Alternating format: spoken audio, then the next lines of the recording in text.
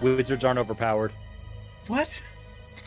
That was the weirdest one yet. Hello, everybody, and thank you so much for watching. You're tuning into The Party Makes Things Worse, Song of the Reliquary. This is our actual play stream here on Foolhardy Press. We are playing Dungeons & Dragons in the world of Prospect, a world we came up with on one of our other shows. And you have been following this merry band here on their long journey across a desert and now into the depths of the Reliquary, this citadel built into the side of a canyon made of black stone and glass that they have been delving into alongside others in search of fortune, favor, and magic items of various properties that they crave. Last time, they entered this area that they didn't really have a name for, but that I have given away the name of quite a little bit, as calling the Orchard on stream. You made your way past the sort of assembled agents of Edifice, a flying city, a major power in this world, who begrudgingly, at the behest of an ally that you had made, let you in, despite their own moratorium on anybody going deeper into the Reliquary than they have. Upon entering, Harold scooped a badge off of the ground from one of the agents of Edifice who had apparently died and been dragged into here, thinking it might be useful for later. You continued down, exploring, and eventually ended up fighting a giant hulk of amalgamated body parts being guarded or maybe accompanied by a stone soldier. Upon the death of that large amalgam, a huge green crystal embedded in its chest fell out to the ground, and you all proceeded to stuff it into a bag of holding. From there, you proceeded down the western hall, discovering a number of small surgery rooms, each of which feature grotesque fleshy walls on the back end. The rest of the room meticulously cared for, as if surgery is still being done in this place that should have been abandoned for thousands of years, but those walls left untouched. After proceeding, you eventually figured out that the last of these rooms had two of these horrible stalking monsters called hunters inside. Setting a small ambush, you immediately attacked the creatures, who then ran into the next room, another long hallway, this one filled with cells. As they ran into that room, you discovered that they had two allies, a massive flesh golem and a character we were referring to as the Iron Maiden, a seemingly feminine figure wearing an iron mask and relatively heavy armor, who was healing their allies and damaging the party. After a tenacious fight where Hilver took about 85% of the attacks, Hilver, our resident monk, played by Stefan, you were victorious and managed to slay the last of these creatures. The last of them, one of the hunters, dying as it slowly reached its hand up towards the room at the end of the hallway, as if it was reaching for something, before passing on and, to be perfectly frank, dying. We're about to join the group in that dying a second time. These things look pretty dead, so killing them again seems a little, I don't know, it's kind of double jeopardy, right? As you all are just about to step in here, and I'm going to re-describe the room now that it is somewhat carnage-infused, I'm going to ask, does everybody have a character fact for today's session? For those of you who are unfamiliar, who decided your first episode should be episode 11, first of all, thank you and welcome. I bet you're glad we did a recap. But most importantly, we forget sometimes, to start all our sessions with character facts. This is an opportunity for you to learn a little bit more about our characters and for us to learn it, because about 2/3 of the time we come up with it right then in the minute when we are tasked with coming up with it. Who's feeling bold? Who's got one first? I guess Hilver's kind of like spellcasting focus is kind of like it's an icon that he calls like the darkening dawn, and it's like it shows the sunrise, but like it's kind of getting tinged by darkness, and it's a bit of like a cyclical philosophical thing for his group as an emblem, where it's kind of like each new day for most people is like the final day for some, and so it's kind of it's reminding people of mortality and like the passage between Cradle and Prospect. Ooh, I like it. Very deep lore. I like it. All right, who's next? I'll go. All right. So, Beej learned a lot of what he knows of being a scoundrel, you could say, from his Uncle Burke. who, like Beej, his name does also start with a Z. It's very common practice. So, they found a lot of, things in common in that.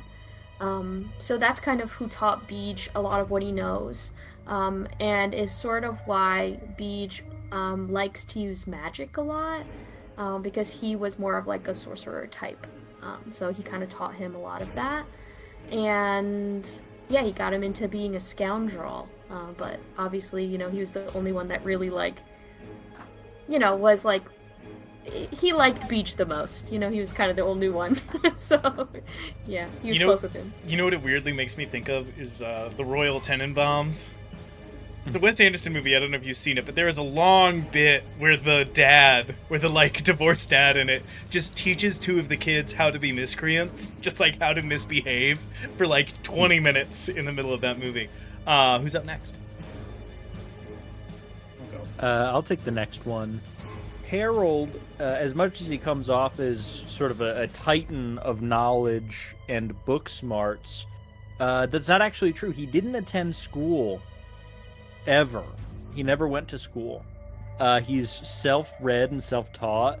The issue is the things that he wanted to teach himself were mostly combat and religion related, and not so much nature or arcana or really any of those skills and knowledge tracks. So Harold is strong in many ways, but he does have a -1 to a few specific tracks of knowledge. Just because he didn't go to school. Harold still believes in the heliocentric universe. Probably, yeah. Harold's what's a planet? I never heard of that. That's kind of great. Where are we? I can get into that. All right, there's only 2 people left. Who's next? What, am I going to have to call on you? I tried. It wasn't my best. Low. Oh. So, Bartholomew, one of the reasons why he's actually able to overcome a lot of his fears and being in this location is because he actually is a big fan of horror and tries to recall a lot of those characters that he read during his youth and trying to retell some of those stories for coin as well, the train. He tries to imagine himself, that's why he closes his eyes, as one of those heroes that overcome the demon. And that's how he gets away with these kills that come out of nowhere. I love the thought that of meeting somebody that religiously watches horror movies, and you're like, why? And they're like, I'm training. You're like, what?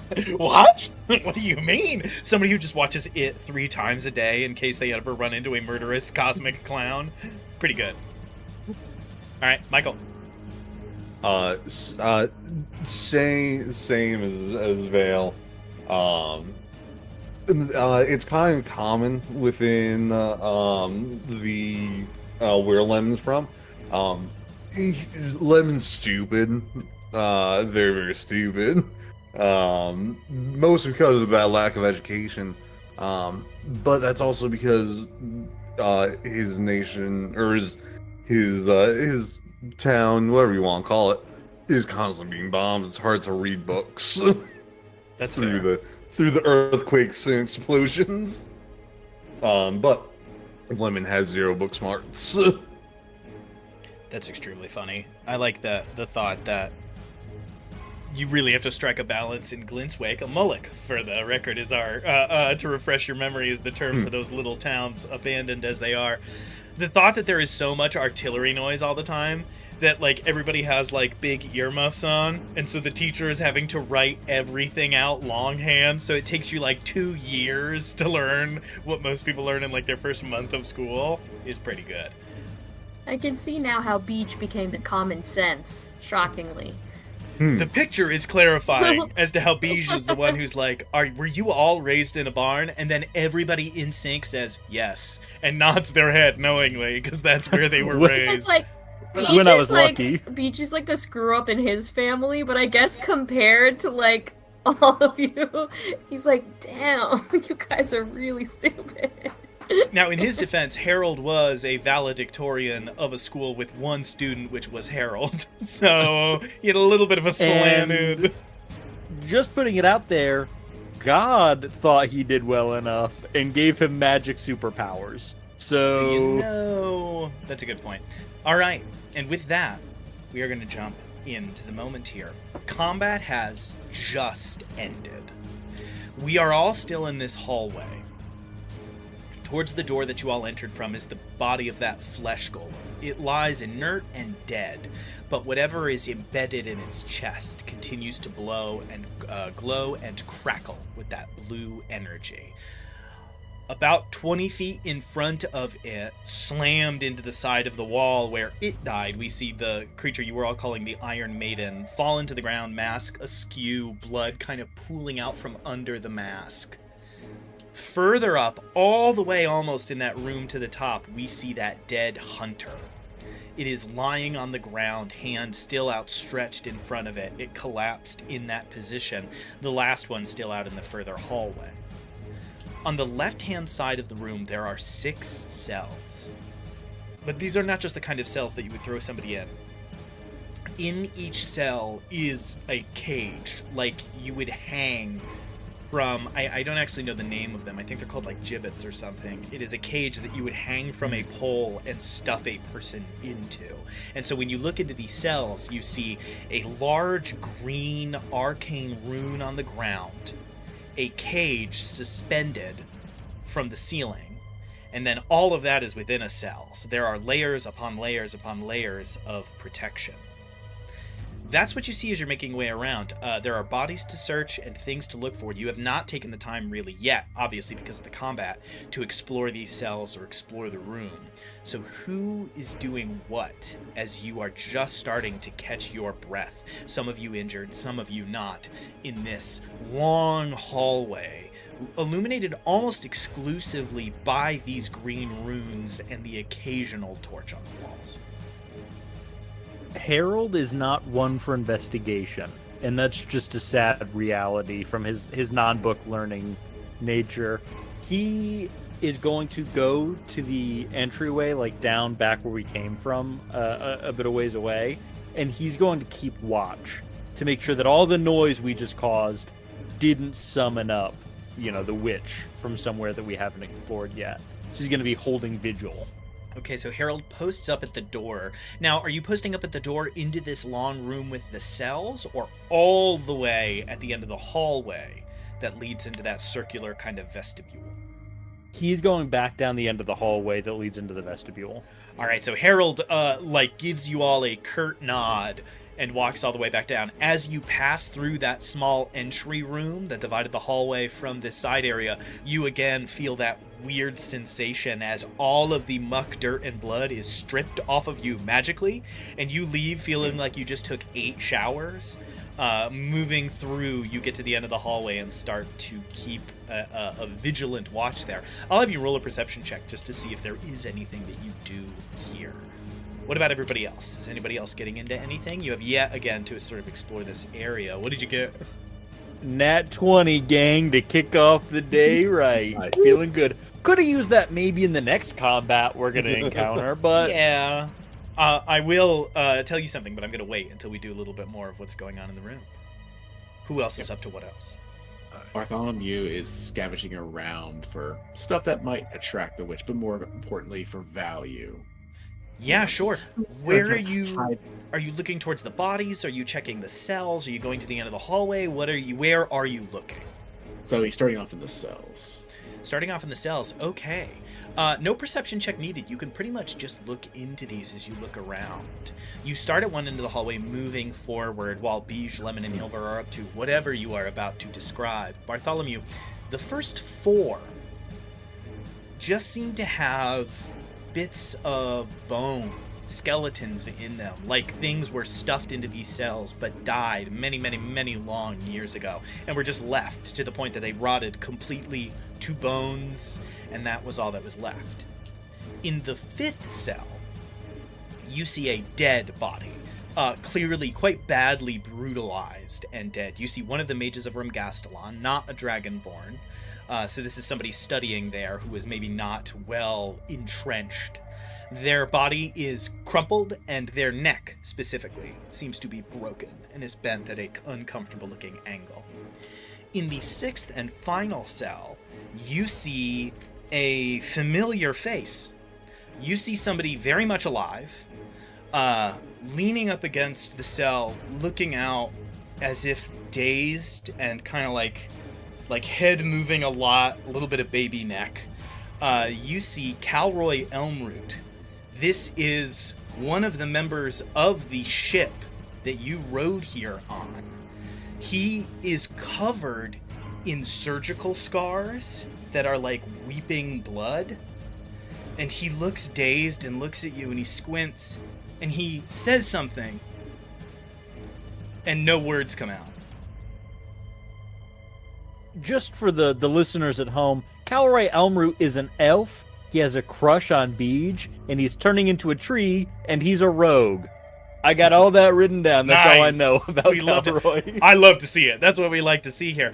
And so Bartholomew, looking for treasure, you look in that last room, and this person, like, clearly in a tremendous amount of pain, also dazed, like, just mouthed something. Could you speak a little bit louder? Maybe can I get inside the cell? You can make a Thieves' Tools check. All of the rest of you, I will say, what Bartholomew interrupts, I assume, everybody else somewhat when he starts speaking into this cell. Hilver, Lemon, Beige, are any of you doing anything in particular before that happens? I'd probably be looking at the sensor that the Iron Maiden creature had, and trying to like put a cap on it so it's not like continually fumigating around us. Yeah, I'm so taking it.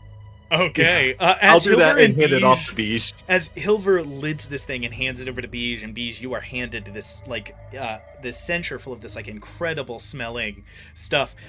This like whatever's inside, be it incense or something else. You then hear Bartholomew saying, "Can you speak up?" And both turn to see Bartholomew speaking into this cell. Lemon, what were you up to? I am back in the surgery room, just looking for like Advil, some gauze, something that might Sure. help heal me a little bit. I mean, Lemon, there's plenty to be found. You find basically like I think one of the starting equipment options is like a medicine kit. You find a medicine kit's worth of things. You find lots of little bits and ends. You find all kinds of bandages, sutures, needles, everything that you could need. And then I also know that I can't use that, and I go up to somebody that I think might know There you go. how to use. Bartholomew, you see he leans up and then immediately grimaces in pain and like shrinks back and like yells again, and you can't hear him. No noise is coming out. Let's see. Well, so by the time he's questioning that, he's gesturing to some of the group to kind of come closer, and he's fiddling with, and I rolled a 17. A 17 does get the lock open. As the rest of you make your way over, Bartholomew is working this lock and unlatches it, and you all turn to see Calroy in this cage again. All of these like new scars. He is thankfully not naked. He is in pants. And as you all watch, as Beige comes around the corner, you watch him like try to lean good. Like you watch him really quickly try to like lean good in the cell, but is clearly still very uncomfortable. Bartholomew, as you make your way inside, two things happen. Number one, you set 1 foot inside of the cage, and you cannot hear the sound of the blood in your ears. You cannot hear anything as you step into a bubble of silence. And it is now perfectly silent in the space around you, which is a little jarring.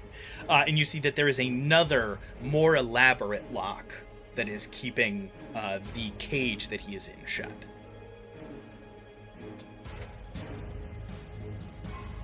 Oh, Oh, that's really interesting. He backs up. So Bartholomew is not used to this, and he's honestly so curious by this. But then eventually, yeah. All right, so you can go ahead and make a new Thieves' Tools check to break through the second lock. all right. I guess good luck with that, and I will give you some guidance. There you go. Channeling a little bit of the energy of the 27. What did you say? The dark rise or the darkened star or something? Darkening Horizon. Darkening horizon. What was 27. it? 27? Yeah, that'll do it. I will say, this lock is incredibly elaborate. It takes you about a minute. Even with an incredible roll, it takes you like 60 seconds of like fiddling and twist, and then getting another pick in and leveraging, and then finding more tension until eventually it slips. And the front of the cage swings open, and you see Calroy sort of literally falls forward into Bartholomew, eventually getting his feet back up on him. As you drag him out into the hallway, he looks at you all and goes, "Am I dead? Be honest." Are you? You have hunger for food and water? He reaches out and grabs Silver's face. He's like, "Okay, all right. Hello, thank you. What are you doing here? Did you come here for me?" We're here to kill the witch creature. All of the color drains from his already pretty colorless face. And he goes, "Oh, okay.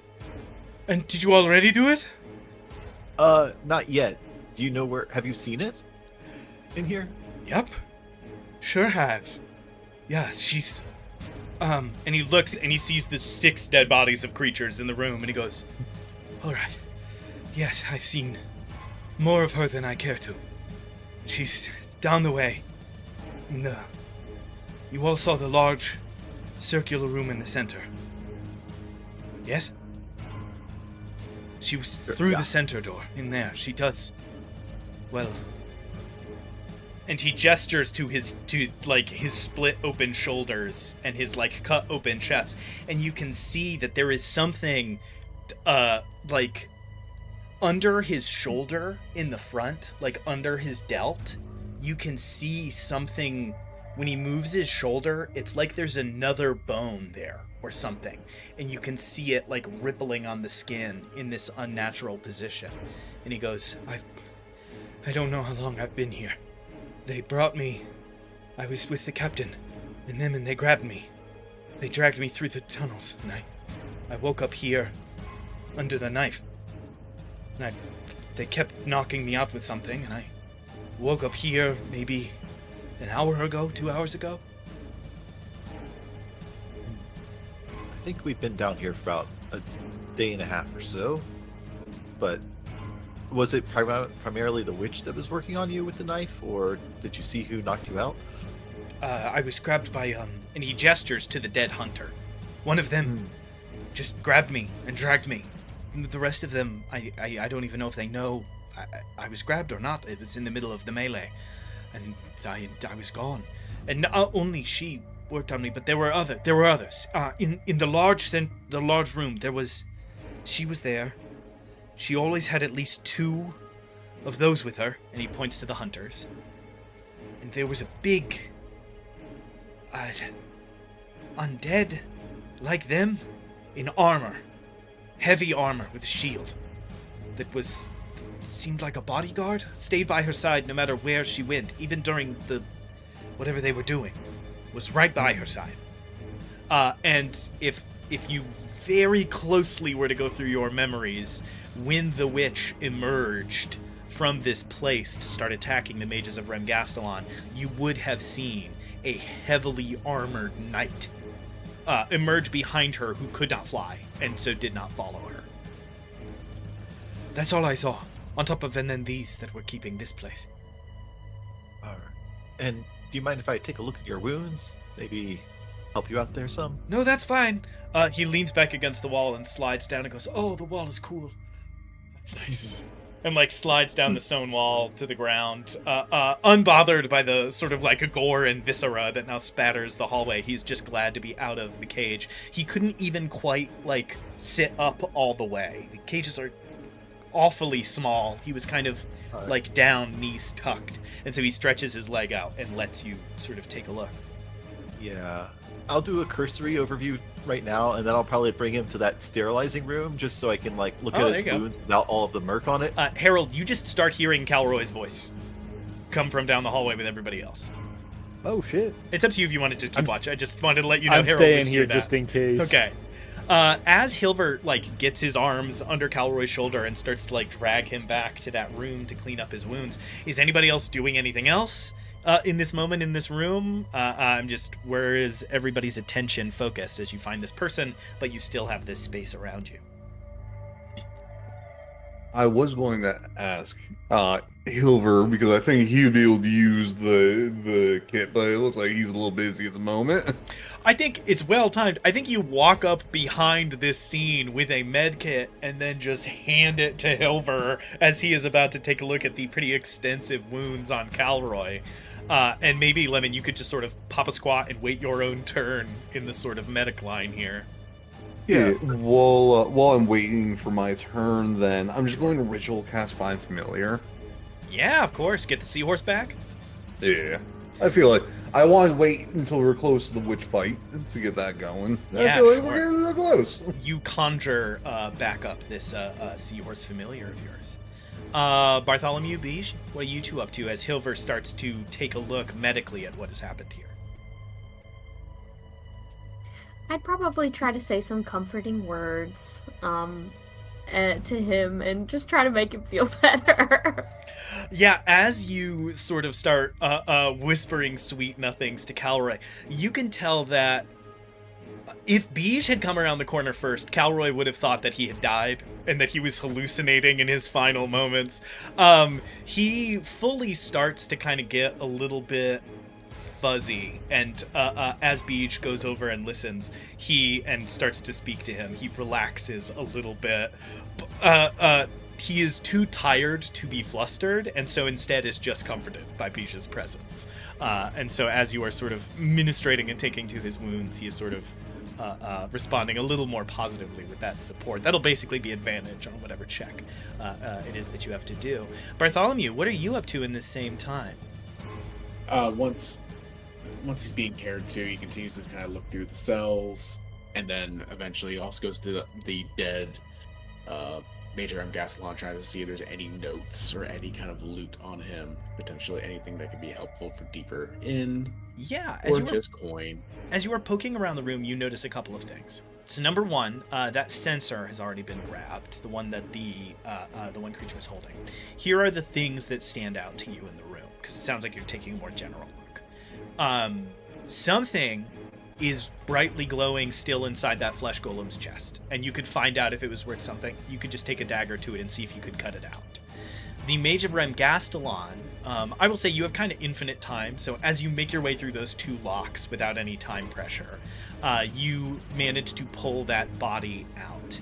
The cloak is non-magical.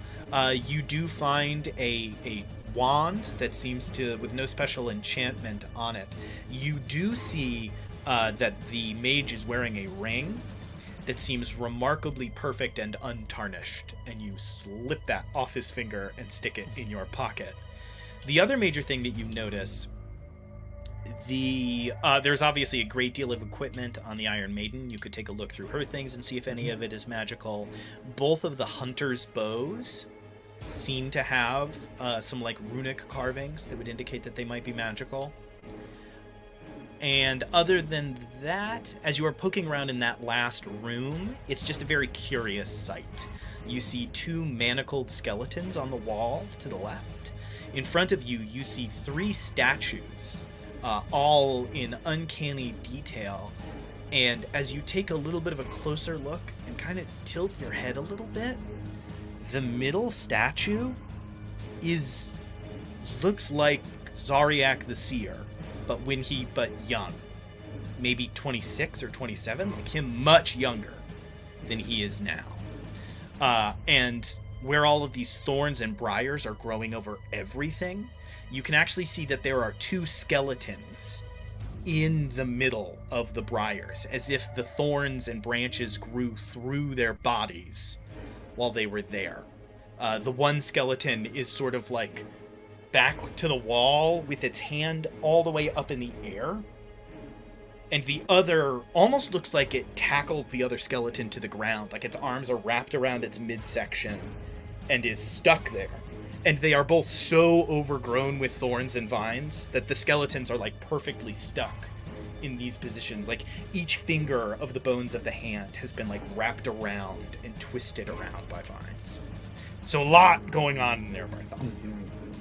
Yeah, and so he kind of takes a little bit of a look over that, especially with looking at a younger Zaryak. It's going to bring around when they have time to bring at least one or two of the party to come back, particularly Hilver, especially. Okay. To kind of examine this, think with thoughts. He also takes the robe off a dead mage, just maybe he used to clothe. Whip out you whip the for- robe and send a like spattering of blood up against the wall as you like shake out the robe. And okay, so we'll return into that room as other things. Bring it to the other cleaning room. There you go. Hilver, as you start like attending to Calroy's injuries, he is whatever this is. You can make a medicine or an Arcana check, whichever feels most relevant to you. Right. And I don't by chance get advantage for using the cleaning room, do I? You get advantage from Beige helping keep Calroy calm. Oh, great. Great. Using fuckboy Well. powers for good. That's Beige. Good. Well, I rolled a 2 without advantage, and then a 16 plus 8 with advantage. Oh my god! Can't beat that. So at 24 total. 24, that'll definitely do it. What exactly are you trying to fix? So number one, the wounds quickly clear. You manage to correct some stitching that is done well for what would have been taught a couple thousand years ago, but you can have a little bit of a steadier hand with. You manage to like fix up some areas that have been kind of weeping blood and maybe are risking infection, taking a look at some other spots. What are you looking to find out as you sort of poke around? Maybe like the intent of these things, like were they just doing exploratory surgery, or like with the thing with the arm, like are they actually like creating a pattern of like work on this person? With a 24, Hilver, as you are taking a closer look and you are beginning to investigate, in a few places you need to split sutures and look. And that is where Beige really does the meat and potatoes of keeping him calm. Beige, you sort of have to keep him focused while he is dealing with a decent amount of discomfort, as occasionally Hilver has to like split a badly healing wound, inspect it, and then re-stitch it. Hilver, what is happening here, as you start to like make your way around, you can see that the musculature in his shoulders and in his arms has been changed. You see where things have been kind of mixed together and stitched, and you see what we would think of as like putting cadaver tissue in somebody to heal an injury, but in this case, not to heal anything, just to reinforce. The joints of his shoulders and his arms, the muscles of his shoulders and his arms have been, with necromancy and just good old-fashioned surgery, reinforced, as if to make his shoulders stronger and last longer. You actually, as you split open that one shoulder, you see that what is moving beneath is, you remember I described when you first met Calroy that one of his shoulders moved a little funny? And when he showed Beige is that there was a knot of a tree branch starting to form in his shoulder. His entire shoulder has been excised and replaced. His arm bone does not match the rest of his bones anymore. They seemingly, through some mix of surgery and magic, cut his arm open and replaced his upper arm bone to get rid of that and restitched it shut. I'm just gonna say, as far as getting abducted by a bunch of undead crazies, getting a thing cured, like a curse on your body, is maybe the best outcome I could imagine. Hilver, you see extremely extensive work that for all the world looks like it is to make Calroy a better archer. All right. Well, Calroy, it looks like you're pretty good overall. I might be a little bit stronger once you rest up, but I do not feel good. I'm looking up No. at the ceiling. and I'm just like, from what I've taken from like reading that one journal about this place, I want to just mutter a couple of the words that I've learned from their empire, just to see if he responds to them. What words do you say? I guess just a couple of the general ones that the hunter and stuff were repeating before. do? He like looks at you a little strangely as you start like muttering some of the language under their breath, and after a little while he goes, "Can you speak the language they do?" I've been trying to study a little bit, but just wanted to make sure it didn't like respond to your surgeries or anything. So No, I if don't you're, think so. that's good. Maybe you. So hopefully you won't have any sort of mind control effects upon you then. Oh, and he looks at the wounds and goes, "Yeah, like, that would have made sense. I don't know. I don't know." All right. And Calroy just looks fucking confused. He doesn't know why he's alive. He is just absolutely gobsmacked in this moment. He was kidnapped, forcibly worked on, was in terrible pain in his cell for days, and then his crush came around the corner, and now he's getting his wounds stitched closed. And he is just really, he's having a day. That's it. And he seems to have, whatever conclusions he's drawn are about the best he's got. At about the same time, Bartholomew reports on what he has seen up above and lets you know there is a statue that seems to be of Zariak. Harold, you're just at the end of the hallway, and you just watch Hilver come around the corner with Calroy and start doing surgery in the middle of the main room. Just like, aw. Well, Calroy, good to see ya. Calroy leans up on his arms and goes, "Oh, Harold, hey! Hey. Hey, I didn't see you. I thought you died." No, keeping watch, making sure the witch didn't come this way. That's great. Have you seen the others? Have you seen the captain and them? Are they alive? Did we see them when we went topside to sell stuff? You saw them while you were running to the temple. And that's the last time you saw them. And that's probably when he was grabbed. No, haven't seen them. We've been sort of delving. Okay. All right. And you watch him mutter a little bit under his breath, and if any of you speak Elvish, you will catch the edge of him throwing a quick prayer up to Verdurin. Do. Yeah, you catch just the edge of, may the moss find their way home. May the water be clear and clean. He offers just like a little prayer for their safety. I'll say that after he says it. Oh, he gives like a little nod of recognition your way. As Bartholomew sort of diverges into this, what do y'all do? Side panel, everyone. We stole a bunch of shit from this section of the dungeon that we are not allowed to do. Is there good stuff here? Clearly, I mean, there's some pretty good stuff so far. I have no idea I what think that it might be in our best interest to have our pal here, Calroy, sneak it out for us, because we can go bring him to the exit and say, "Oh, we got him out of here," and then say, "Calroy, just go take our shit." So that way they don't investigate you because you're a survivor. They're not going to check your bags, but they might check our bags when we leave here. So I'm thinking we have you pocket our ill-gotten goods, and that way we're free and clear. Just don't steal it. I'd be really upset. Not gonna. Thank you There we go. for rescuing me. I would be glad to. Who do you have to get by? What do you mean? The mages. The nobleman. Yeah, from Edifice. Viscount Malaran? Yeah. He came He's down not- here? Yeah, he's like right big name outside. door, I thought he was gonna sit up on his ship and send everyone else in. No, that dude's down here. Where the At least are visually. we? And he looks around, and you watch him first process. It's like you said, "Oh no, yeah, there's a senator down here with us." Yeah. And you watch him like start to look around, like, "What did you steal? What am I sneaking out?" And like he starts to get a little Everything. alarmed. Just like there's a painting, a couple gems. We just said we weren't going to take anything out of this section, Oh, and we are going to do that.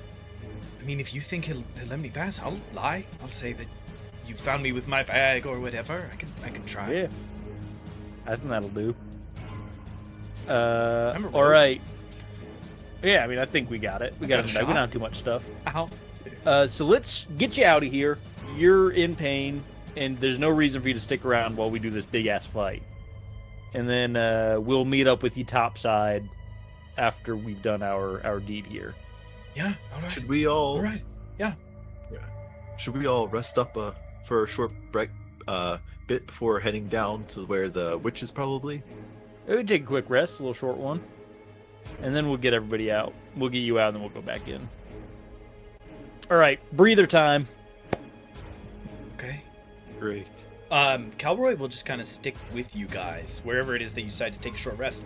Is there anything else you're doing before the short rest? Is there anything you're waiting to do after? I was hoping someone could heal me with that med kit I got. I don't know how Well, those first, work. What was that? I don't know how those work. Can you heal HP with those? I have no idea. Let me I'm jump using around. Let me look in the life old. logic. Let me look in the old D&D books here. Medicine kit 5.5. I still just typed 5.55. We're not quite there yet. If you have the healer feat, you can spend one use of a healer's kit to restore 1d6 plus 4 hit points. But none of us have that. Yeah, I have the herbalism kit, which I can use materials to make a health potion over 8 hours. Oh, 8 hours. Good gravy. Yeah, you don't have that long. That's rough. So unfortunately, that's all I'll right tell you then. what. Let's do this. I will say, I'm gonna have to homebrew here a little bit on the fly, but I like it. I'm gonna say I will let Hilver make a medicine check. Hilver, if you can pass a DC 15, Lemon, I will basically give you advantage on your hit die rolls. So, like, when you spend a hit die, you can roll twice and take the higher result of your hit die rolls as you are sort of being observed through your healing here. Who else is getting up to what else, though? I want to make sure we don't lose too much in the transition here as we get ready to fight the witch. So, are we in the middle of the short rest right now? I'm saying just before the short rest starts. Does anybody want to do anything else? Bartholomew just goes through the rest of the Iron Maiden, the Golem, trying to get the last of those gems or anything he finds of value, stuff them in the bag of holding before giving them to. Okay. So if anybody wants to join, you all see Bartholomew just like goes, shrugs, turns around, looks at the chest of that flesh golem, takes out his dagger, and like starts cutting through the sternum of the flesh golem. You come out after just a little bit of that with a blue gemstone in your hand that's about the size of an orange. It is glowing brightly in your hand and is clearly magical. It is just ridiculously magical in your hand. You take this like electric blue glowing stone and set it to the side or place it in the bag of holding. I was wondering if Beach would like to investigate his new toy safely. Sure, the sensor. Please? Yeah. Yeah. Yeah, I would Beige. recommend you, or the Iron Maiden had a mask on. I don't know if that's like if it works with the sensor or not, but you might want to take a look at that too. Yeah, that's a good idea. Okay. Beige, you sort of leave Calroy too, as Calroy says, "Oh, you guys are gonna," and like immediately passes out and falls asleep. Beige, as you make your way back in, you are holding this sensor in your hands. It's quite this like pretty large metal kind of ball on a chain. As you make your way over to the body, you start to sort of rifle through. The only thing you find, number one, the Iron Maiden's armor is metal armor. It doesn't seem magical, so it might not fit the best, but you could, I guess, strip it and try and sell it if you're really going to like take the boots off everything. The mask that they are wearing, as you pick it up, has a little hum of energy to it, and the mask seems magical in some way. You're just not sure exactly how. Much like the sensor, you are holding these two items, both of which seem at least lightly magical as you are holding them. I will take it back to the rest of the party and have everyone else maybe take a look at it too. Great. And see if anyone knows more than I might. Barthol- Not that Yeah, of you course. might. But Bartholomew, as you keep taking a look around, like you said you were going to go through some of the equipment you had spotted before, the bows on the two... I'm not going to like make you do a bunch of rolls and stuff. The bows on the two hunters are both +1 longbows. So they are both like basic level, the kind of enchantment that can very easily be put onto something. Is there any... And that's about it. Yeah, those are the only major items that strike you as particularly valuable or magical, and you squirrel those away. Everybody else, you watch as Beige sort of comes back into the room holding this mask and this sensor. Harold, what were you about to say? I saw that. I did roll a natural 20 earlier when I went to stand Yeah. watch. While you are standing there, and I will say, if somebody has identifier or something to use on Bij's magic items, prepare yourself for that. Over the course of like the 10 minutes or so that you are waiting while everybody else is sort of going around, Harold, you have your ear kind of to the door. And it's just finally really quiet. You didn't realize that you were listening to some of the passive noise of this screaming flesh golem and all of these other creatures and things moving around. And in this like total silence, you hear something very faintly off in the distance. And you crack the door so that you are listening into the large circular room. And you can just faintly, through that doorway that you know the witch is through, you hear singing.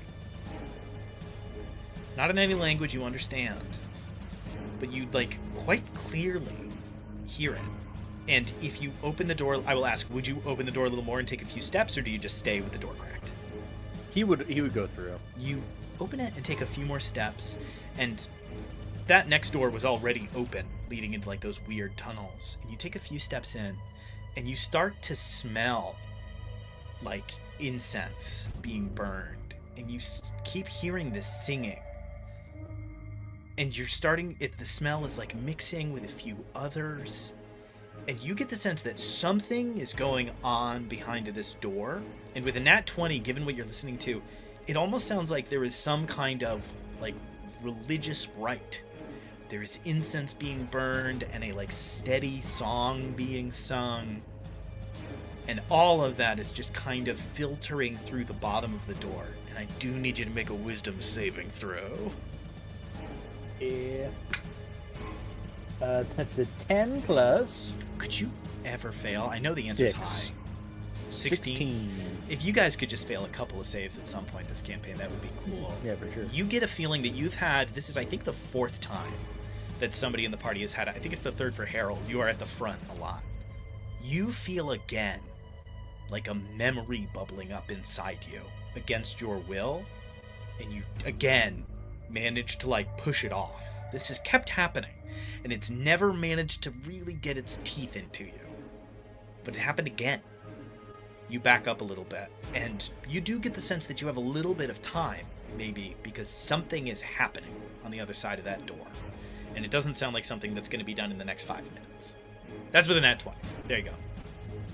Harold, blows the bit of snot in his nose out so the incense doesn't stick in there. And he walks back to the party and he says, "Hey, about the short rest. There's something going on behind the door where the witch is. There's incense being burned. There's a song being sung. It strikes me as being pretty religious, some sort of ceremony. I don't know if we should really let that come to fruition, is the problem. I know we all want, some rest time, get back some of our magical abilities, etc. I just don't know if that's the best idea."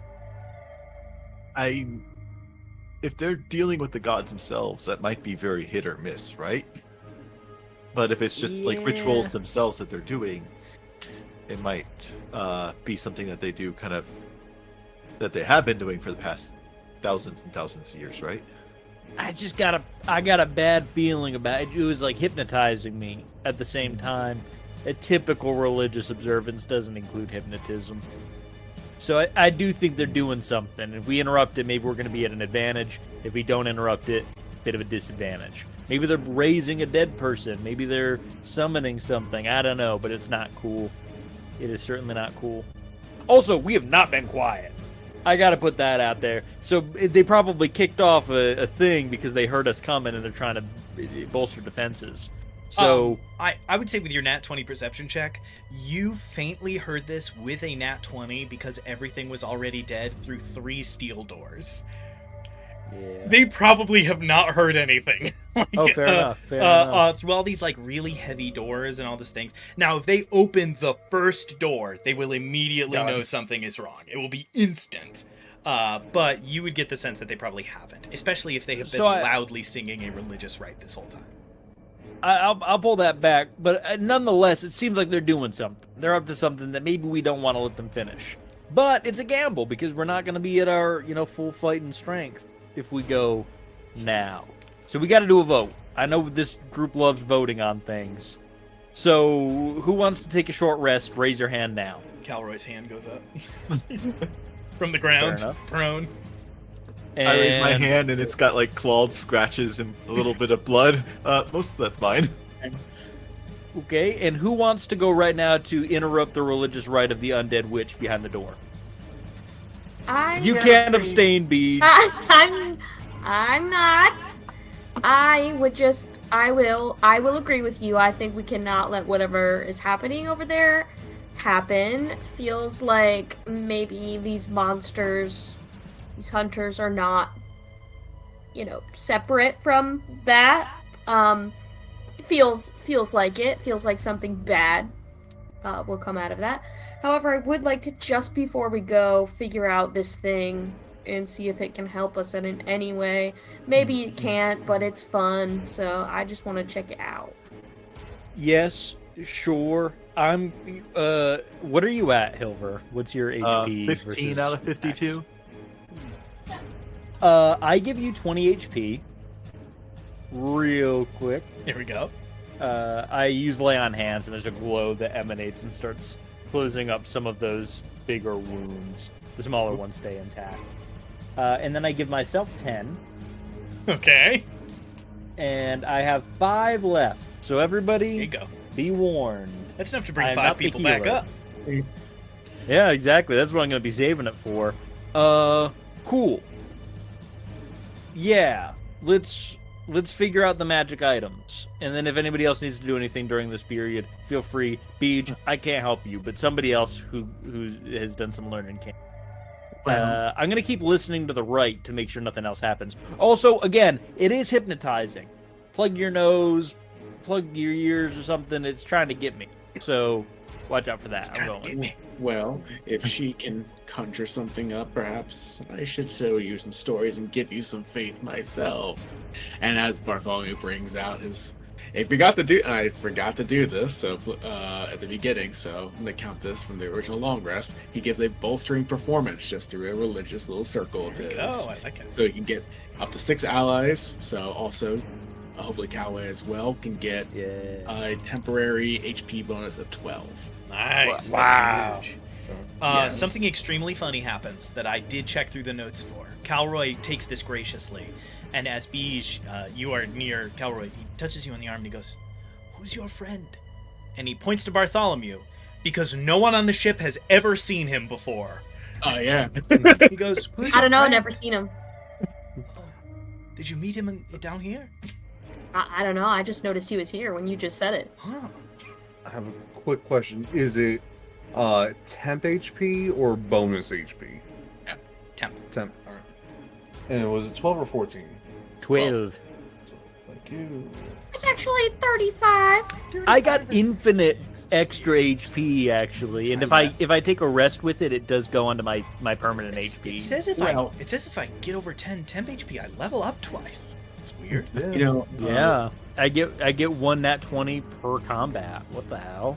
rumor has it that Boone blesses the dice that he holds as well as he conjures these tales. So roll a d20. If you all get a 10 or above, you get an additional 24. How about that? Right? Yeah, perfect. I love that magic item. So, probably roll a d100, get a 100. We can talk shop. All right. So that happens. Lemon, what's up?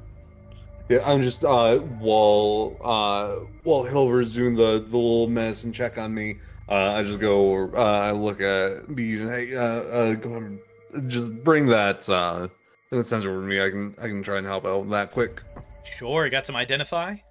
I can ritual cast And I that got if a- need be. Yeah. And I did get a 16 on the medicine check too. So if we take a short rest, Yeah. So that's the question. Do we want to try to? I know that we voted to not take the short rest, but to ritual cast identify takes 11 minutes. I thought it was 10. Shoot. It's 10 minutes plus. Well, that wouldn't really matter. The difference between 10 and 11 minutes is quite insubstantial. There's Harold yells back, "We've got 5 minutes tops." All right. There's I'll 3 just items. cast identify. Okay. Yeah. There's 3 items. There's the mask, the censure, and the gemstone. Which do you cast it on? it was the mask, the sensor, and the gemstone. You said. Yeah, the big blue gemstone. I don't care about the gemstone right now. Okay. And she wanted on the sensor, correct? That seems the most Sure. reasonable, especially because if we know something about the sensor, then it might be easier to sort of, make a connection to the mask. And if that's just like, if I put the mask on, do I become like Jim Carrey, or does it actually have anything to do with like the That's sensor? I wasn't gonna bring it up, but I was getting big Jim Carrey the Mask Big vibes Jim from this Carrey the campaign, Mask so I vibes. thought Yeah, that we I might take a didn't- name. I don't off. really Alright, wanna I told put you this I was on. inspired by something when we started, and I didn't want to tell you what. No, all right. So yeah, you go ahead and you cast Identify in the sensor. Yes. You go to cast Identify in the sensor, and you feel something coming off of it.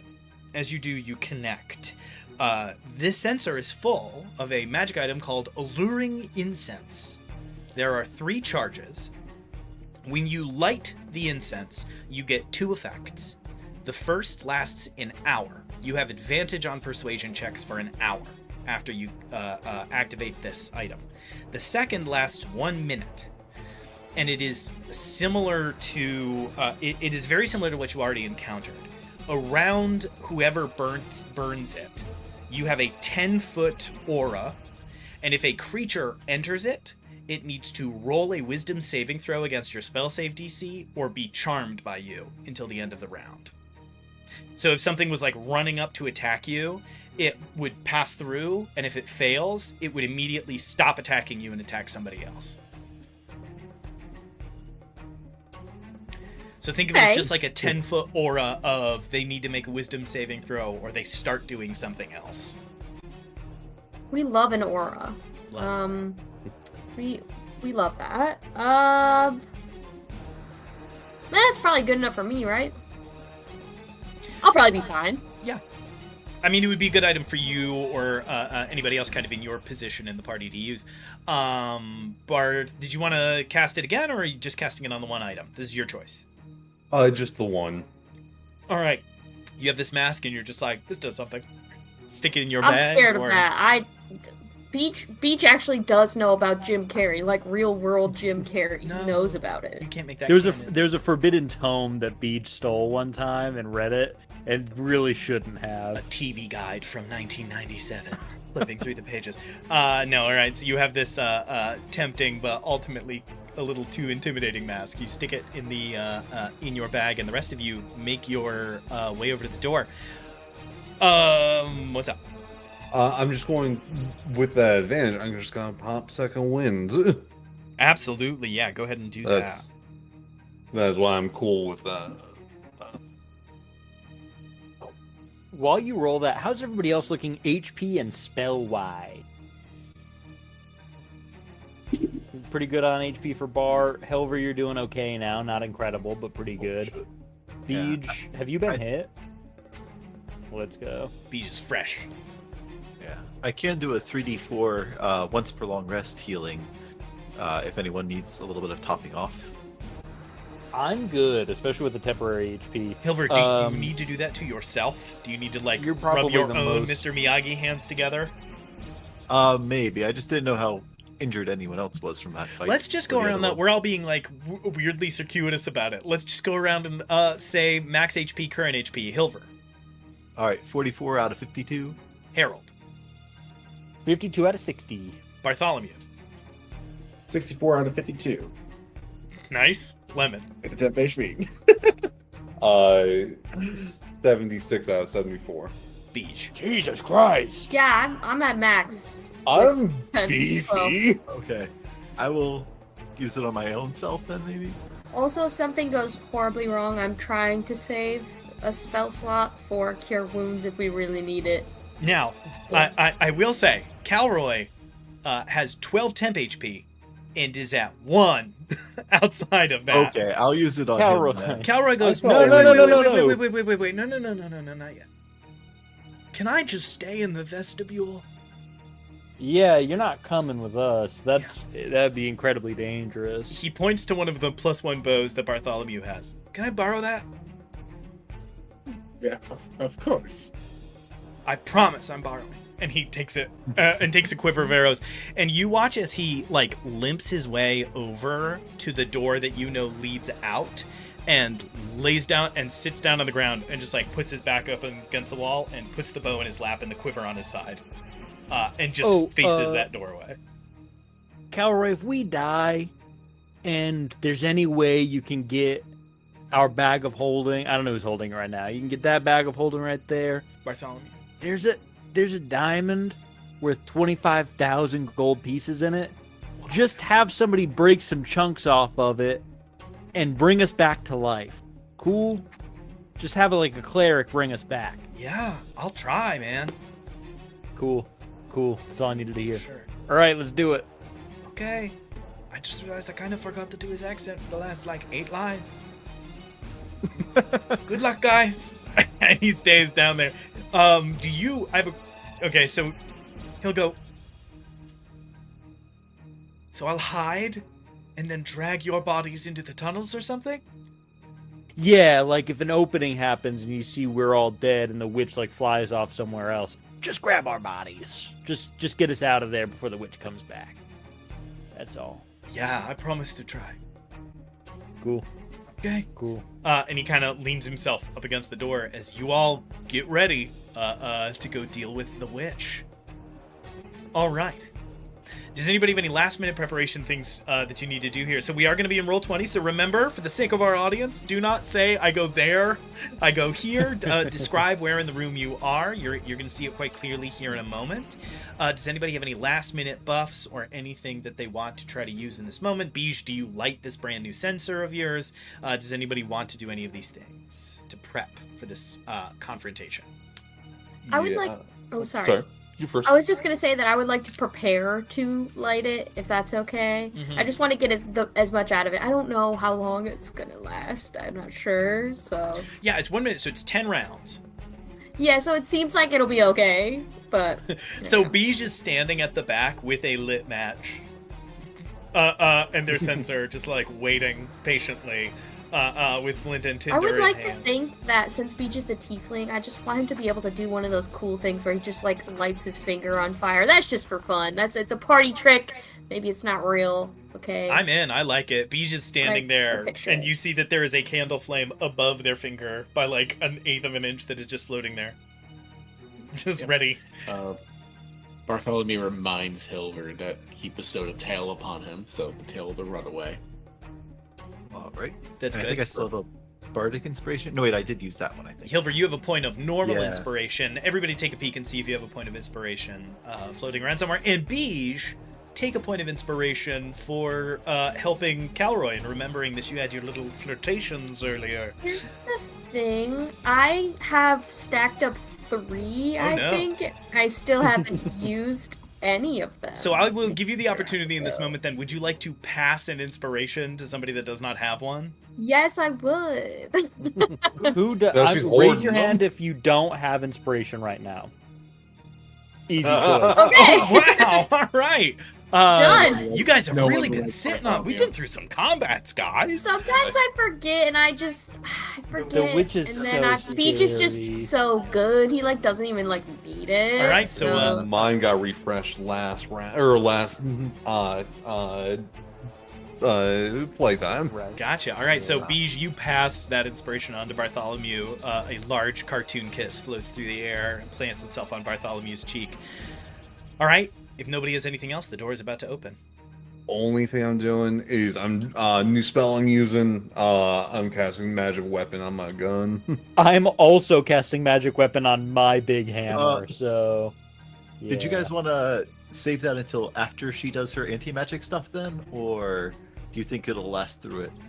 Does she do an anti-magic cone when she does You, anti-magic thing? you had described to you by 2 of the mages of Remgastelon that she has some kind of anti-magic aura, but it's not on all the time. If she is hitting people with damaging spells, she does not have the aura. If she does have the aura, she is not hitting people with damaging spells. The unfortunate reality is she's gonna make it go away at some point anyways, so I'm just gonna do it now. I'm gonna focus on the big knight, Okay. just off rip. So I'll be holding down that fort. We didn't talk strategy because we didn't have any time. I'm gonna fight the big knight. Somebody else can handle the witch for a minute. Okay. Yeah. Should we try to Yeah. take care of those hunters that she probably has with her? Because like that poison they had that paralyzed it seemed pretty potent. Yeah, pretty brutal. Anybody who's got some glass cannon abilities, go ahead and kill those things quick. Bart, what were you saying? He used the remainder of his bardic inspiration for the. Oh, For he all froze. He just Oh, you Oh, froze. you're You're back.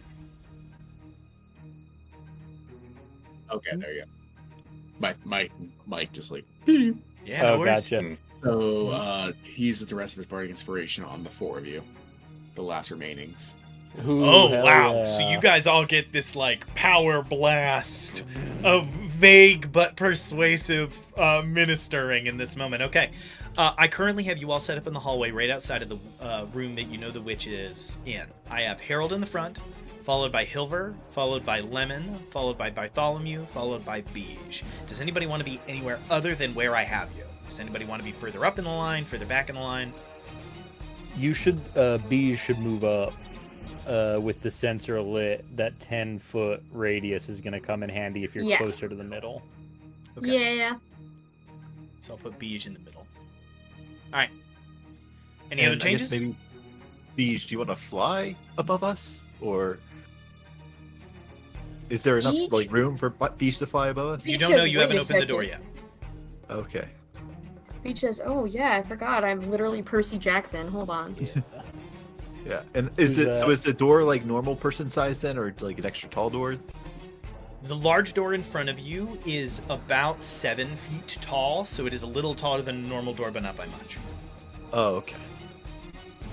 Oh my god, 4 hours? Yeah, it's an insane magic item. These are the craziest Converse. Winged boots. Yeah, the winged boots go crazy. Oh, And now I do have to put out an IRL buff that I would like to cast, and that's use the bath potentially before we go fight the scary witch. Yeah, okay. I think this is a great moment for that. So, with that, we are going to take a 5-minute break here. Everybody go use the bathroom, get something to drink, and then when we come back, hopefully it's not a TPK as you all dive ahead to finally take on the witch and collect your bounty. We will see you all in 5. Think about it.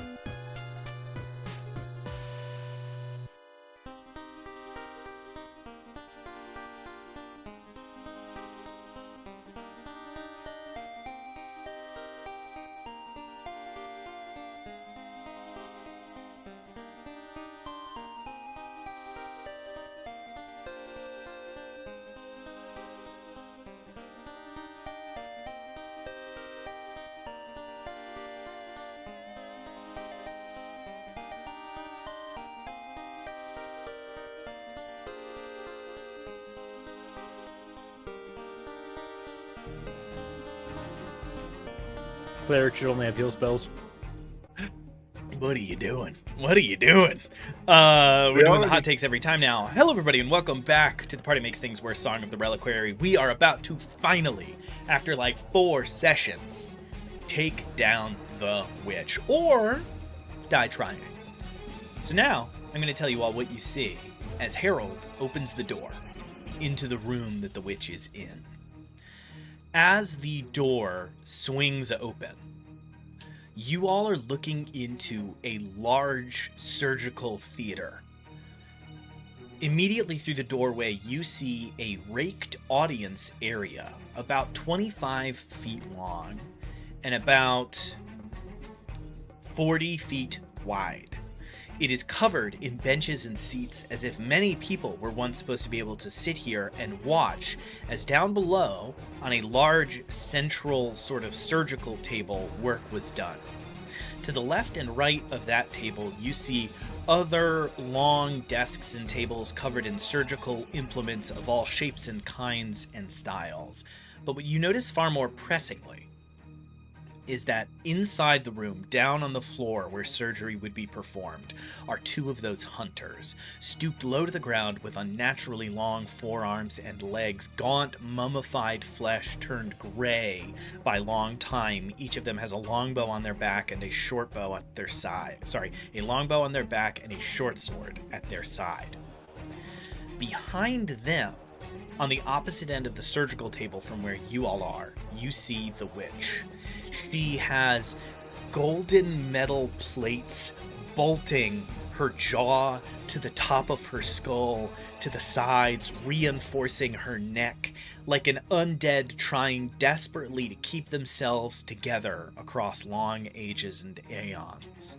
Directly behind her is the bulky, broad-shouldered form of a knight, no helmet, in large black plate armor, a heavy kite shield to one side, a long sword in the other. But when you open the door, the kite shield is in front of them, the sword sort of jabbed in front in what is clearly some kind of salute, and they are head high, shoulders low, singing. This knight, loudly into the room, is singing the same song that Zariak the Seer was when you opened that construct that he was trapped inside of, a song that you have heard many times now, that is now echoing throughout this chamber. Where you would expect to see a body on the surgical table, instead, you see a longbow. This is not the more modern designed ones that you all carry, nor even the slightly antiquated ones carried by the hunters. This is incredibly old, looking to have been made of maybe yew or some similar wooden branch, held together with extra tying of rope and cloth, strung with what seems to be probably some kind of gut or something to hold it together, some truly ancient way to string that bow. And you are watching as, while the large knight in heavy plate sings loudly, the witch is carefully and slowly oiling the bow and rubbing some other kind of conditioner, something to keep the string of the bow healthy along the string. As the door opens, the sound stops, and they all look up and straight. And the witch turns to the others and speaks in a language that you all do not understand, speaking quickly and quietly, as if hoping to get some small aid or advantage over you as the situation breaks. And I need everybody to go ahead and roll initiative.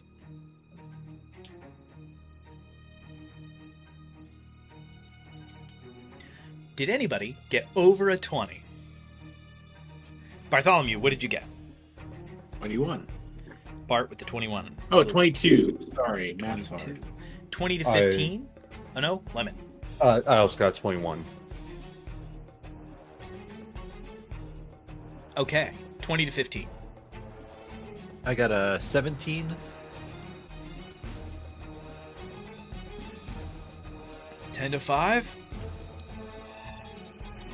Got a 6. Oh, I was gonna say I rolled a 3 plus 5, so 8. It's an 8. So an 8 and a 6. Okay, there we Go go. at last. Sorry, I'm blocking the doorway, guys. You're gonna have to crawl around me. The only time Beach has ever been called an 8. A terrible insult for Beach. For anybody else, a compliment. Not the only time Harold's been called a 6. Oh, There you go. And down here, Beach is like a 45, 50. Maybe you're upsetting to the undead. There you go. Be. So, up Too first much in glow. initiative, you watch as the minute that things get started. Very surprising. The first thing to act is that massive hulking knight. This massive knight immediately pulls its sword up from the ground, gets its shield up in front of it, and then continues to sing that same song, loud and clear, with immense energy. And you all begin to feel as he runs 5, 10, 15, 20 feet up. He runs up and puts himself at the bottom of the stairs that lead into the surgical theater where the rest of them are, loudly singing this song out front towards you all. It is reverberating off of the walls and clattering in your ears, and I need everybody to make wisdom saving throws. all right. And is it within 10 feet of Harold that we get his bonus? 10 feet, yeah. All right. What's our bonus? Let me give you a 10-foot aura just to make that easier on the map here. The aura is... Once I get to it, aura of protection. You have a +3 to saving throws while in the aura. And it only covers Hilver and Beach. You also all have aura of alacrity, the people who are within 10 feet of me. So you get an extra 10 feet of movement. So, as this thing runs up, I need those wisdom saves from everybody. It's going to be easier because of how many of us there are. The DC is very low. The DC is a 12. Did anybody fail? That's exactly what I rolled. Was it 12? Do we have Harold one fail? failed. He Is got it a only 7. Harold? Sorry, guys. Harold, I can't believe this is Bardic where inspiration. A natural 1, in fact. Oh. Bardic inspiration won't help. It was a natural 1. Okay. Harold, as you are standing there, you get that same overwhelming feeling. And for the first time, it sinks into you, and that memory does bubble up. Harold, you are very young. What is the last day of fun that Harold had as a kid? Just strict fun. No chores, nothing to do. It was just fun. Now, I want to clarify something here, backstory-wise. Harold and Beej are best friends. Were we friends that young, like when we were still children? Or was it not until like teenhood, late teens? What's the breakdown Well, because there? Beej would have needed to been at the Mullock if it was when you were kids. And if it was I when you were pictured, teens. more teen, I pictured. Teen. So it was before that. Harold, there's a real answer to this, and it's been referenced in one of the previous factoids.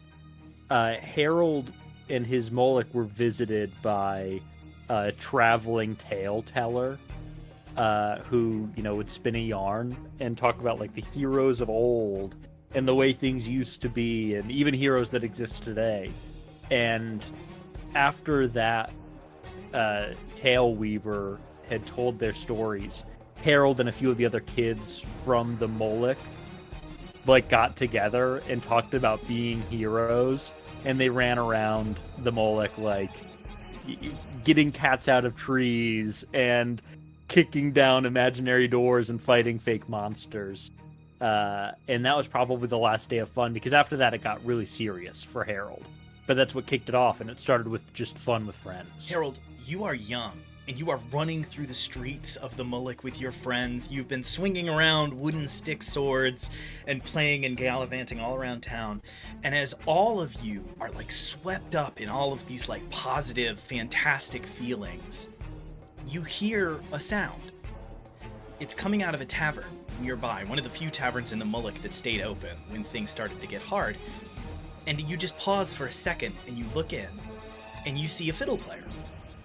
He is standing on a short stage and playing a fiddle in front of the crowd, doing like a jaunty, like little dance along with it.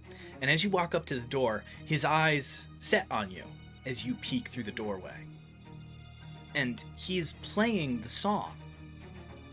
He's playing the song that this knight is singing, and he is playing the song that Zariak was singing. And Harold, if you had succeeded on this check, you would have been able to dismiss this as an illusion or an enchantment. This is real. You have this memory. You just forgot it. You've heard this song before. A song thousands of years old that you're sure you've never heard anywhere. You remember this perfect moment on this perfect day, and this fiddler is just smiling. And at the time, it seemed like the greatest joy in the world, like this moment of connection. And in the moment, he just stares at you and plays this song. And it sticks somewhere in the back of your mind. And in this moment, you will all watch Harold just go stiff. Like he's in a trance. And then, what's your movement speed, Harold? 40 feet. He walks 5, 10, 15, 20 feet. Harold walks half his movement speed, just forward, into the middle of the room. And then you snap out of it. Oh, wait. He pulls his hammer back up. Nobody else failed, right? Okay, good to know. Don't worry about that at all. Singing that song, that is its bonus action, is to sing that song. That heavily armored knight then uses its action to, you watch it, has this longsword in hand, stows it, reaches across its back, and throws a javelin that is in a like a quiver or quarrel on its back out at you, Harold. Rude awakening, I would say. Absolutely does not hit. You like come up to consciousness just in time to dodge, and the javelin shatters against the wall behind you. Up next in the initiative is Bartholomew. Bartholomew, you've just watched all of that happen. What do you do? That. He's cowering in the back, and so at this point, do I want to use that right now? I cast nuclear bomb. Yes. Portable hell bomb, and everyone dies. I cast testicular torsion. Yes, 9th level. Honestly, because he's in the back, just kind of witnessing this. So he's gonna cast Mirror Image. Mirror image, absolutely. You all watch a bunch of illusory Bartholomews start to swim in the space around Bartholomew. Everyone going, shit, shit, shit, shit, shit, shit, shit. And chorus. And then all, That's hysterical, I love it. and then, hunting action, all the mirror images begin to hide and disperse in the corner. Now, I will say, this is an important note. I did double check. I'm almost positive that you can move through allies' spaces. You just can't stop there. So if you'd like to, run into where all those benches are and then hide, you could. So all of them will start dispersing. But the real Bartholomew is going to go, let's see. Yeah, you see He's there are gonna go 7 in and rows. enter a little bit into the. He's going to enter into the back and to the left. Harold, you It is turn difficult. to see Bartholomew with a bunch of illusory runs. He's sprinting forward. You're like, Bartholomew, he's here to save me. And he nods and then dives behind the benches. Yeah. Out of sight, out of mind. Go ahead and make a stealth That check. makes more sense. So yeah, different versions of him going to the right, to the left. His real stuff's on the left. Great. For everybody's knowledge, it is difficult terrain to move through an ally space. So if you're in the back of the line, it's going to take a pretty fair bit of movement to walk through everybody else. Thankfully, I do think Bartholomew could have gotten to where he is going. Yeah, And if not, he it's, could've. say love you. These things happen. And then that's 26. 26. Bartholomew is gone. All of the illusions run off in different corners to be distracting, and you lose sight of all of them. Like, all 6 of them cannot be seen Must have as they dispelled duck the behind magic. various It's different strange. places. One of them you see is hanging from, like, a chandelier up on the ceiling. For the record, to answer Hilver's question from earlier, the ceilings are about 20 feet high, so they actually are quite high. Ooh. Alrighty. Bartholomew, that is your bonus action in your movement. Did you want to do anything with your action, or are you going to wait for your next turn to roll around? Oh, that was the mirror image. Mirror image, of course. Yes. Fantastic. Yep. All right. Lemon, you're up next. You're at the back of the crowd here. What do you do? Yeah, I am, aren't I? Yeah, so And it I'm would not be little, so I can't go through. it would be 10 feet to pass. You can, it's just difficult terrain. So it would be 10 feet to pass Beige, 10 feet to pass Hilver, and so you'd come out on the other side with like one more square of movement left. Okay, that's better than I thought it'd be. Yeah. Yeah, 10 feet. Yeah, so it'd be after 10, all 20, that. and then 25 feet would put you just at the doorway, and then you'd have 5 more feet, so you basically need to pick. Do you go a little to the left, a little to the right, or straight ahead? Yeah, I'll do that, and then I'll go to the right, so I'm not messing with Barth's his steez. Absolutely, yeah. So you go right that one step off to the right. So that's just your movement. You have your bonus action. Your gun is magicked. You have your action. Do you want to do anything with it? Yeah, I'm a shooting. Who you I'm shooting? a fire my laser. I am shooting at the little hunter on the right. All right, cool. And I also have my little cameo of my little buddy that we haven't had in a little bit. Nice. The Yes, sea that's horse. true. Yep. And he, let's see. He could bonus action give you advantage if you use your bonus action to tell him to give you the help action. He could go do his own thing. You've got lots of options. Yeah, I'm just debating a little bit. I thought it was kind of weird that how they was walking there. I'm letting Bubbles here help out Vale. Just to see what's going on. So I'm giving him like help actions. And I will also say, I'm about to put a radius up on the map that you all do not need to be afraid of. It is something for them. It is not for you, because it's going to look very bad. Okay. We're all dead. That is just something that I need to know if he ends up moving, how that is going to change at all. Okay, cool. I'm just checking the range on that. That's 30. That's fine. 30 feet, more than 5. Yeah. Yeah. I'm shooting.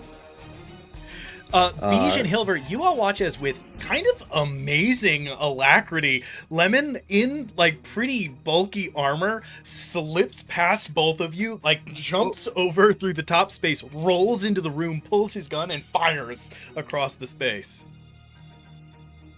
My armor's not that bulky. I got It's the bulkier leather. than theirs. Fair. First hit is that's very nice having that +1. Yeah. There's going to be a 4 plus 10 plus 1. So a 15. Yeah, 15 will hit. You fire out and you find purchase on this creature. Second shot rings out.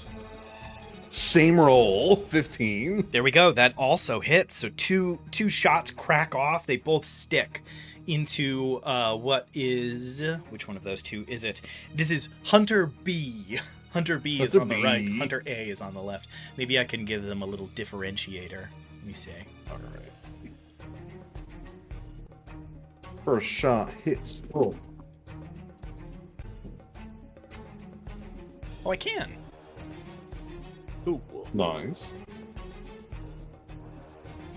You all watch as a giant spectral A and B begin to float around their heads to differentiate them. Oh! First shot hits for 12 damage. First shot hits for 12 damage. Great. Second shots. Better. Much better.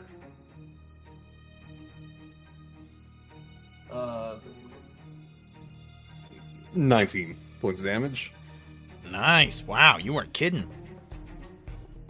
31 points of damage in total. These two shots ring out, both striking across the distance. One catches the hunter in the shoulder. The other passes between its ribs at its new bad angle and sends it kind of stumbling into the table. You hear a skirting of the legs of the table and watch a couple of the surgical instruments clatter onto the floor as the hunter is looking up, eyes wide, quickly getting a sense of how many of you there are in the room and trying to peek behind the corner and see how many are still in the hall. And that one has disadvantage on its next hit. All right, disadvantage on its next hit. Cool. All right, is that it for your turn? Is it? Fantastic. All right, Hilver, you are up. What All right. do you do? Bonus action, I'm just reloading. Of course. Bonus action, you blink, blink, blink, blink, blink, blink, blink. I will 5, 10, 15, 20. Move into the room. Hilver just begins to sprint into the room behind Harold.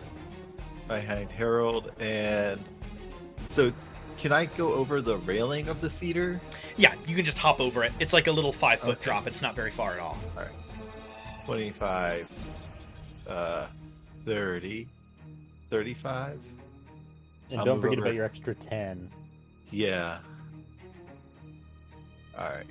And I guess I'll move over here to keep my back against the wall, or just to the right.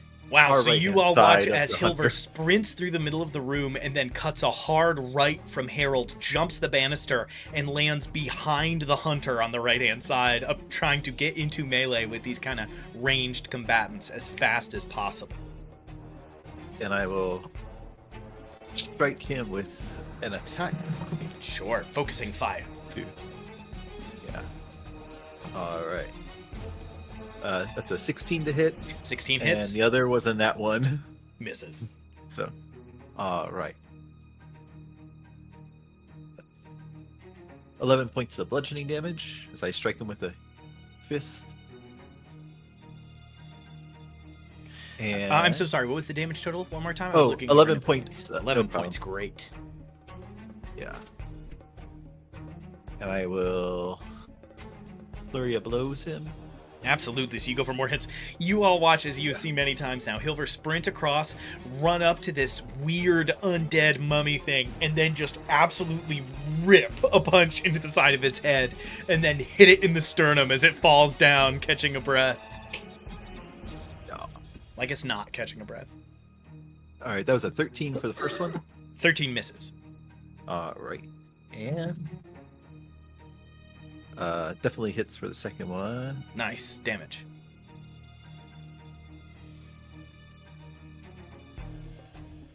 Six points of bludgeoning damage. Nice. Raining down blows on this fool, striking into its chest, into its head, into its stomach. A few of them don't quite find purchase, but there are enough that they eke through, and this thing is starting to look more and more injured. Is there anything else you want to do? I will stay here with the creature. Okay, great. Up next is the witch. What is the witch gonna do? What is the witch gonna do? The witch is gonna kick things off easy, not trying to get Yeah, too she actually far. says sorry, and then Yeah, She realized the apologizes error of her ways. profusely. You watch the witch Yeah. move off to the left-hand side of the room and lift 10 feet off of the ground. She begins to fly up into the air. I don't have a great way for us to know that, so I'll just give her a little wing emblem to say that she is, in general, flying, and so you'll need to do shenanigans to get to her. She then reaches out and begins to throw her hand forwards, and you watch these bolts of sickly black and green energy coursing out of her hands in 3 different directions. The knight in heavy plate mail is continuing to sing, and you can see now that all of them are moving in tune with the song and seem to be gaining some kind of benefit from its continued chorus. The witch will have advantage on all 3 attacks that she is about to take. all three. Let's see. Two against Hilver, one against Harold. It's the song of the Reliquary. Oh, they did You it! said the name of the show. That is an unnatural 20 to hit, Ow, that followed hits. by a 19 to hit. All right, and then for Harold, that is a 26 to hit.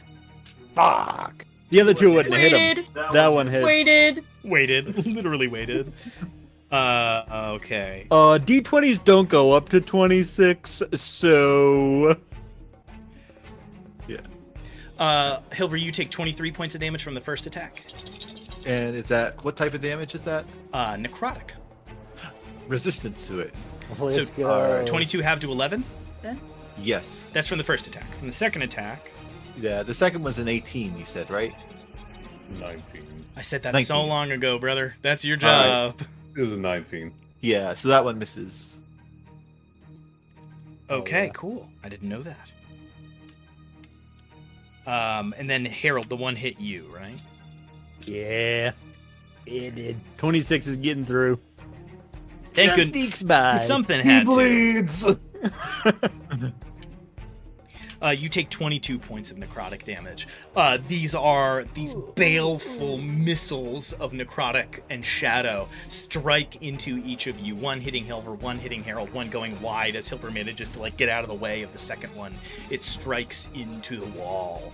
These are almost probing attacks to test your defenses and see who is the hardiest and healthiest for the fight.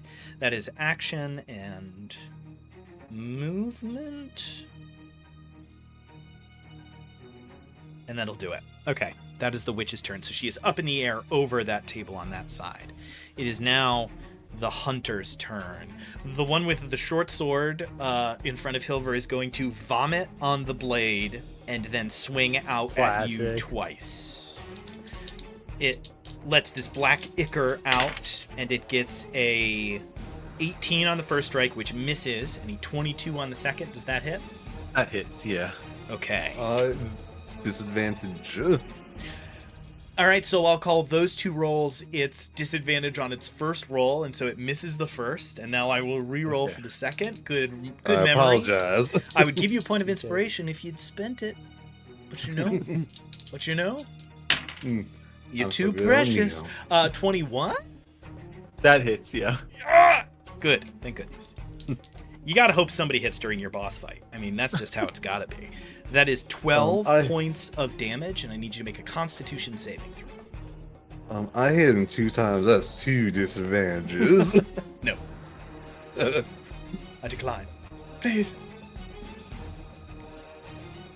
That was an 8 on the con save.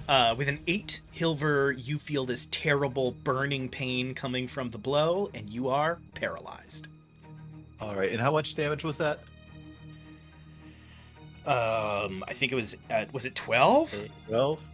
All right, 12, make sure all right. you grab those the first. I roll the dice and then Okay. say it, and then I move the dice. All It's your right. job to write that down. Sorry, my mind went quickly to the. I know, con but you save just did thing, it like but- 4 all right. times in a row. I got it. Those dice, they leave. I don't All know. right. All right, cool. Cool. That is the And- first hunter's turn. Go ahead. All right. So you said I was poisoned, right, or paralyzed? Paralyzed. Paralyzed. And does that mean with the attack that he does, do I use my reaction then, or would that be delayed by that con save? I know not what you mean, my friend. Reaction for what? If he's going to use a reaction, would it go before the con save? What's the when trigger of the attack reaction? lands? Read it out loud. When an attack roll hits you and its damage includes bludgeoning, piercing, or slashing damage, you can take a reaction to reduce the attack's total damage against you. You will be able to reduce the total damage, but you will still risk being paralyzed. That's all. All right. So you can roll to reduce the damage, but the paralysis will remain. Great. All right. I reduced it by 18, Nice. So you Jesus. take no damage. and I will use my key point to do a stunning strike, or not a stunning strike. What is the thing? Action. I don't know. I know that drunken fisky monks can redirect the Deflect blow. attack, redirect. Yeah. Well, it has here for like the basic ones too. Like when you can reduce the damage to 0. Just read the ability through, because otherwise I'm gonna have no Yeah. idea what you're talking about. All right, yeah. So if you reduce the damage to 0, you can expend 1 focus point to direct some of the attack's force. If you do so, choose a creature you can see within 5 feet of you. If the attack was a melee or a creature, you can see within 6. So like I can do a reaction strike to it basically, and it's Okay. a 16 dex save. It looks like. 16 dex save. All right. That's a little confusing interaction there. It succeeds. 18. All right. So half damage or none. It doesn't say have, so none. So none. All right, then as it swings out, you jump backwards out of the way, and in the worst of all realities, Hilver, as it swings with its short sword, a big glob of black ooze goes in your mouth. And you are paralyzed because you took no damage, but you did still fail the con save. And you all watch Hilver go to like scrape the stuff off his tongue and is stuck in like mid clawing posture. You are incapacitated, your speed is 0, you automatically fail strength and dexterity saves. Attack rolls against you have advantage, and any attack roll that hits you is a critical hit if the attacker is within 5 feet of you. That is a toughie. Oh. Okay, cool. It is Hunter A's turn. Hunter A doesn't have clear line of sight on you because its ally is in the way, and so it is going to take 2 shots at Harold because it's the only combatant it can see. Harold, let's see how this goes. I think I think so too. It is going to vomit on its arrows because that's how we do. Of course. It's nasty like that.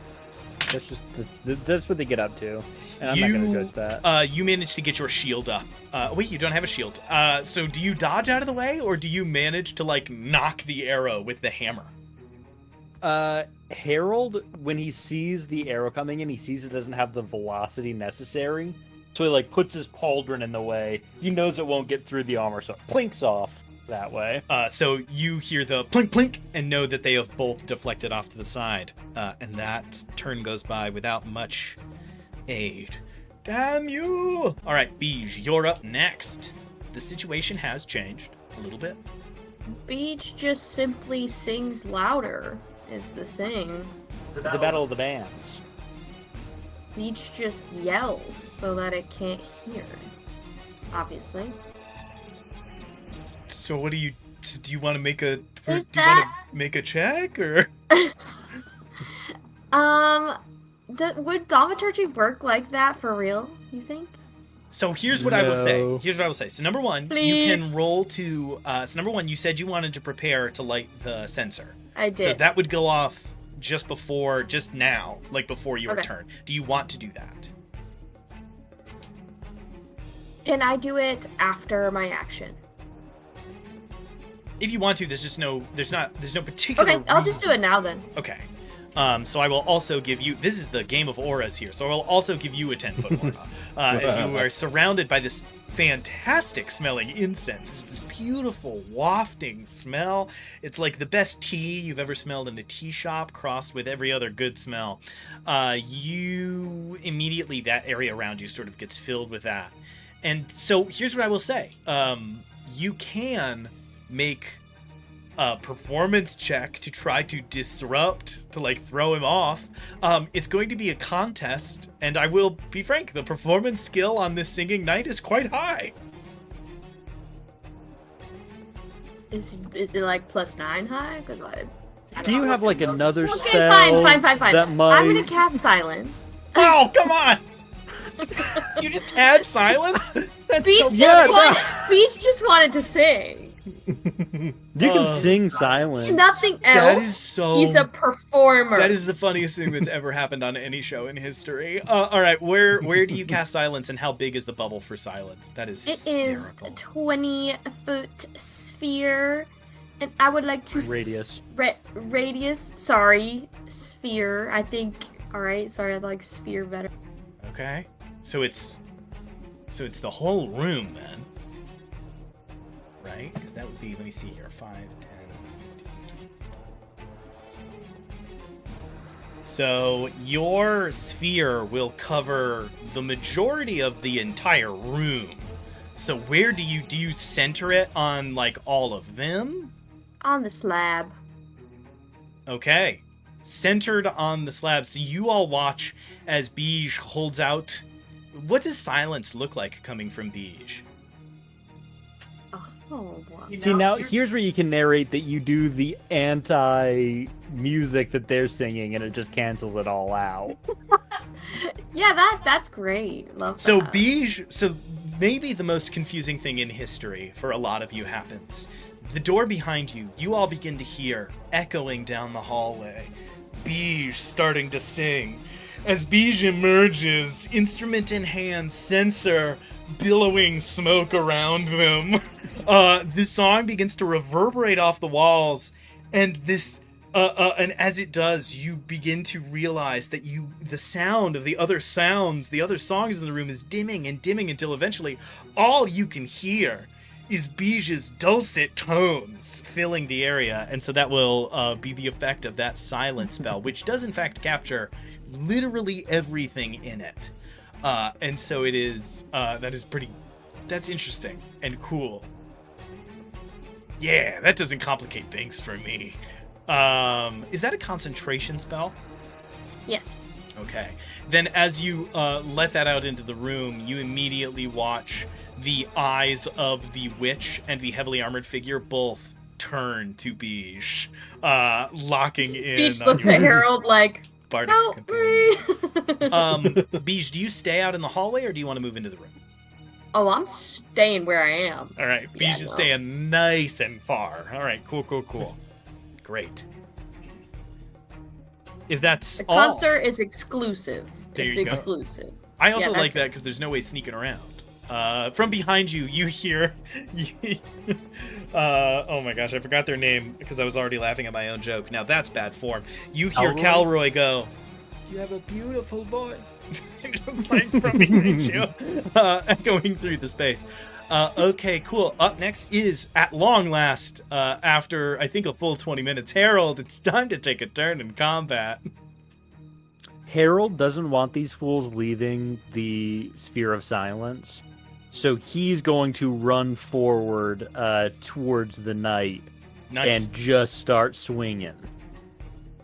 So that's You gonna all be- watch a full, like, all of a sudden there is this little vignette of a scene from a battlefield. As the rest of you are throwing out magic, there's this strange surgery, and then you watch two knights with swords and shields, one with a sword and shield, the other with a hammer, start full, like, Game of Thrones, having a duel in the middle of this encounter, both wedged in this narrow doorway that leads down.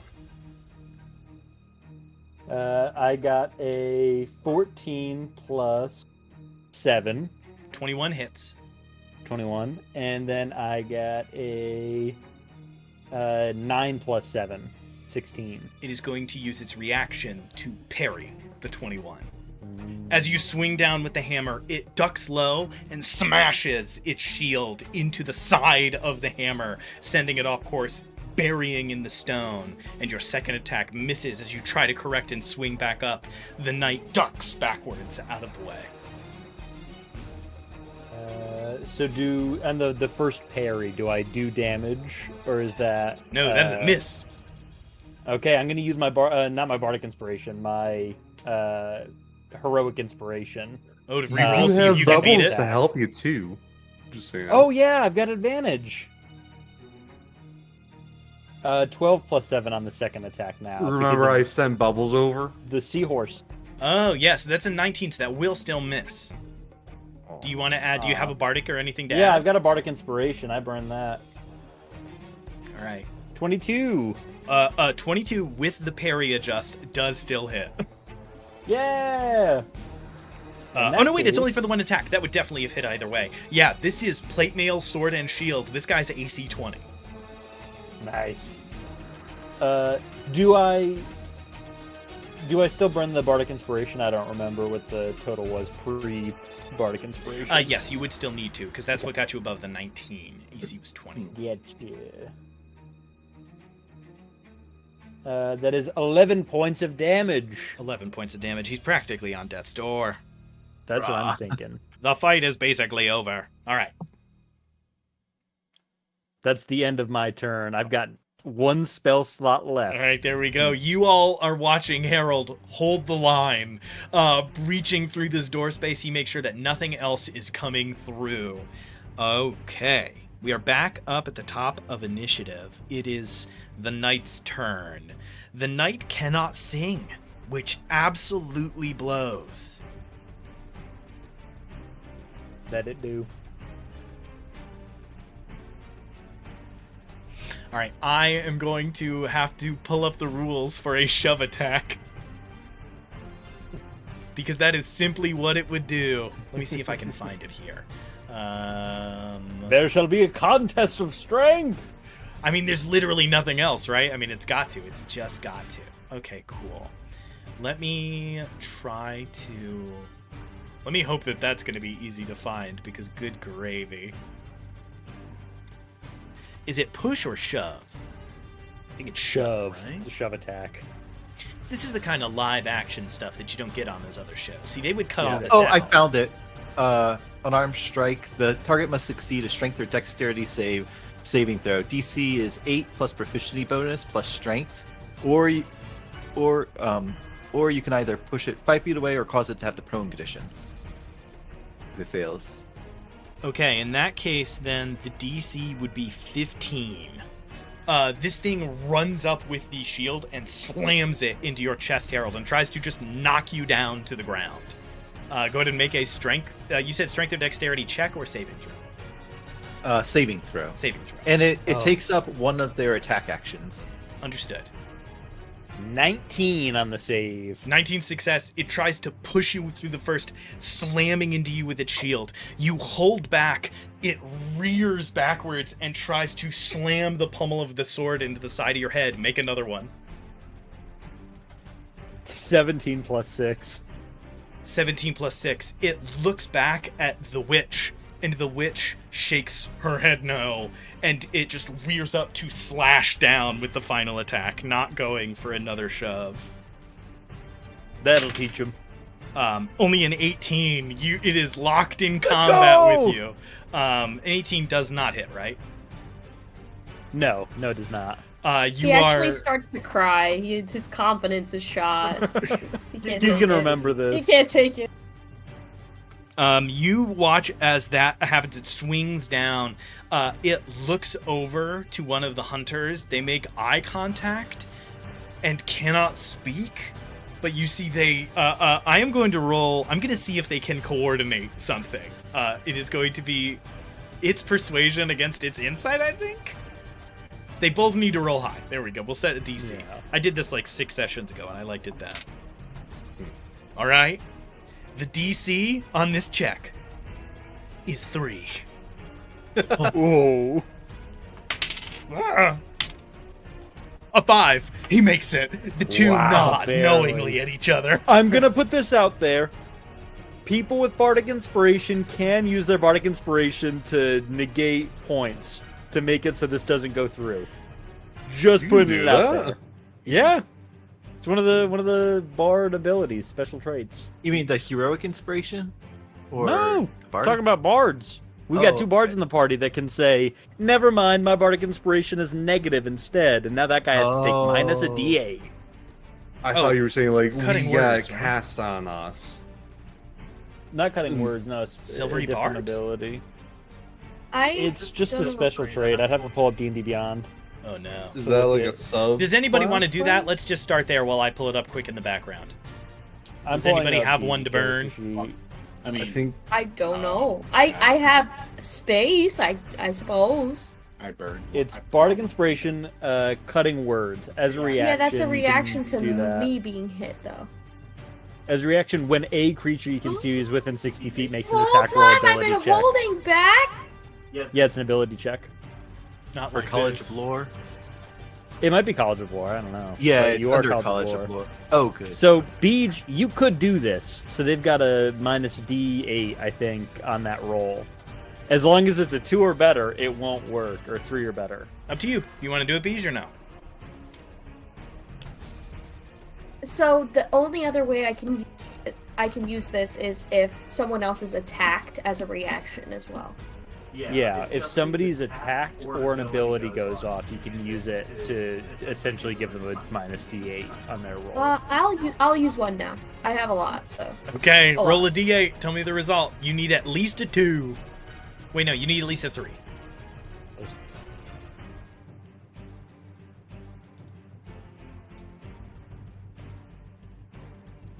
The odds are in our favor. I'm putting that out there. I believe. Oh, no. Did y'all see it? No. Y'all see it? Oh, no! They coordinate. Oh, one. Beesh just yells. Beesh just yells across the space. And Stop bitch that. Stop it! No! looks over and nods as if still understanding.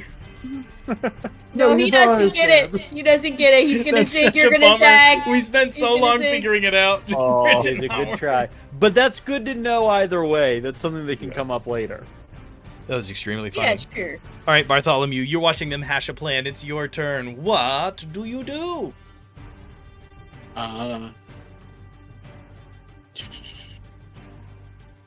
So Bartholomew is honestly just gonna right over the seat, hidden behind all of his different clones, bring out the trusty old blunderbuss for a sneak attack to go at the knight, just by Harold. Okay. Does the blunderbuss range go that far? 60 feet. Wow. All right. I think, yeah. I have some words Easy for money. the D&D Beyond people behind that, but all right. Yep. That's one thing I know about shotguns is how good they work at range. Yep. Old timey firearms in general. No, Great you're good. range Go for it. on If the game lets you Yeah. do it, the game lets you do it. Yep. 15 to 60 feet. That's fine. I think shotguns have a Is it decent is range it of 15 first shot. parentheses? It's 15 60? parentheses 60. 15 slash. So you would have disadvantage on the attack because it's past Yeah, that 15 beyond foot 15. So increment. if it's a sneak attack, it's just So negate you this would they one. would cancel out and you would have to Cancel make a out. straight roll. You wouldn't have advantage anymore. That's fine. It would still do sneak attack damage because you have an ally within 5 feet, but it's going to be a flat roll Yeah. to see if it hits. Okay.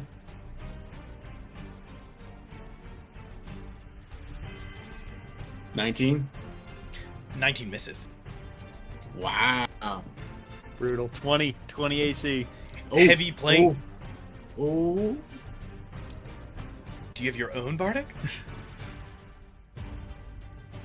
I use my ability. I add +1 to anything I do. Use my ability, please. Oh, okay, that's not what I thought it was gonna be. No, that's all right. Oh no, it was gonna be so I'm just gonna it misses, but I have the sniper trait, so since I was hidden because I missed the attack, Doesn't know where you are. which actually makes sense with all my clones. Yeah, It bounces off Harold's shoulder, and Harold's like, "What the hell?" you watch 8 clones stand up with 8 blunderbusses, only one of which is real. They all fire, and this large undead holds the shield up in front of its face as Harold looks and turns his back, and it just you hear shot ricochet in like 12 different directions that blast off of their plate. But you guys still don't know which copy is the real one. As Bartholomew ducks back beneath the stools. Yep. He's hidden, and so he's just gonna spend the rest of the time reloading. Nope. Boone is not with him right now. That's the extent. He's just gonna remain hidden. Hey, I like it. That's a rogue's roll, right? Don't get into danger if you don't need to. Lemon, you're up. All right. After Quick Lemon is question. Just a quick question with my little Bubbles partner. Can he help with concentration? Saving? He cannot. No, because you can't help a saving throw. All right, cool. All right, that's fine then. I like Spencer getting a look of like, yeah, those rules, man. I said, I think, and you went, this fucking game, That's man. how it goes. Bubble stays where he is then. Give Harold that help. And then I'm going to swing at both of the hunters. So, to Like Hunter you're gonna take a B- shot at each one once. Yes. Oh, you're gaming disadvantage. Okay, cool. Friend check. It's Jerry the Bug. Jerry check. Jerry. This is my pet stink bug named Jerry. Hey, Jerry. How you doing, buddy? Nice. All right, Lemon, go for those 2 shots. First shot is a 6 plus 10 plus 1. Hits. So, 17. Second one is a same roll but plus 1. Hits. So it hits. So they both have Hunter- disadvantage either way. Yep. Hunter B is taking.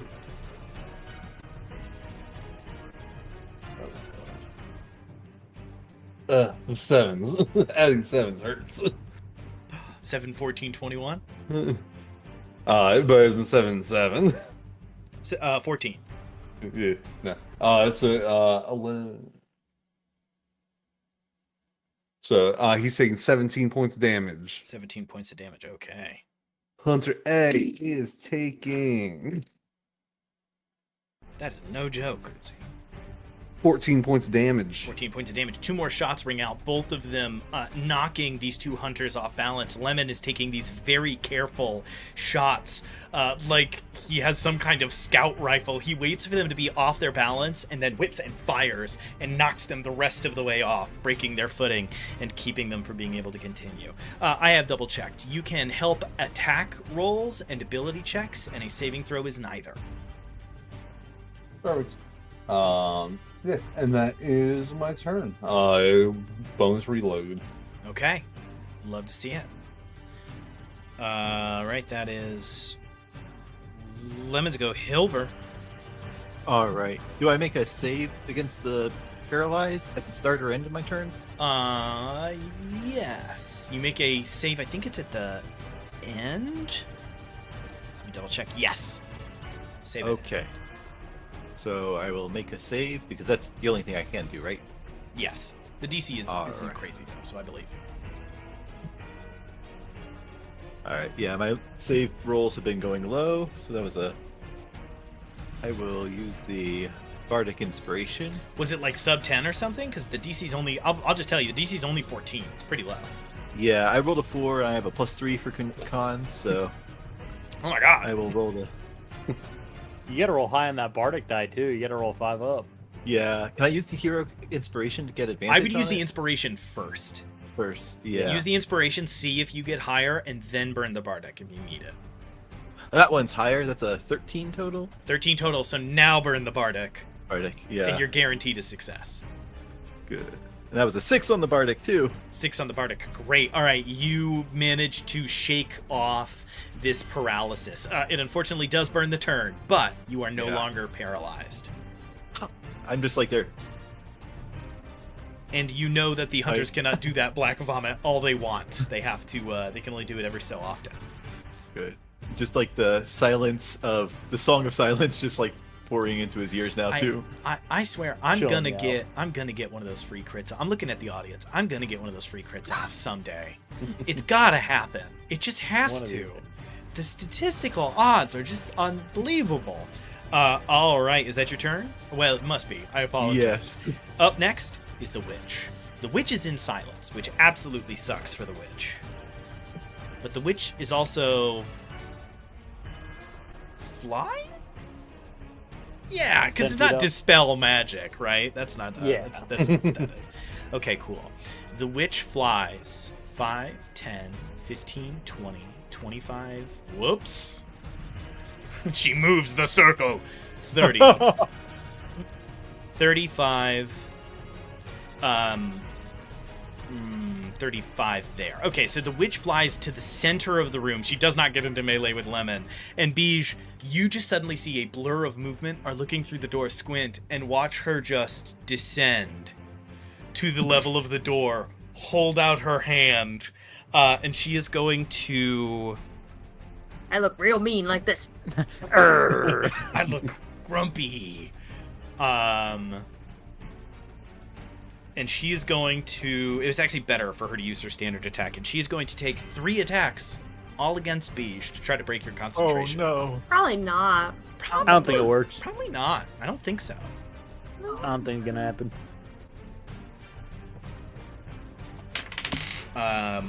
Okay, cool. 24 in the first one. Okay. That is No, it's fine. 20 points of damage. Make a DC 10 Constitution saving throw.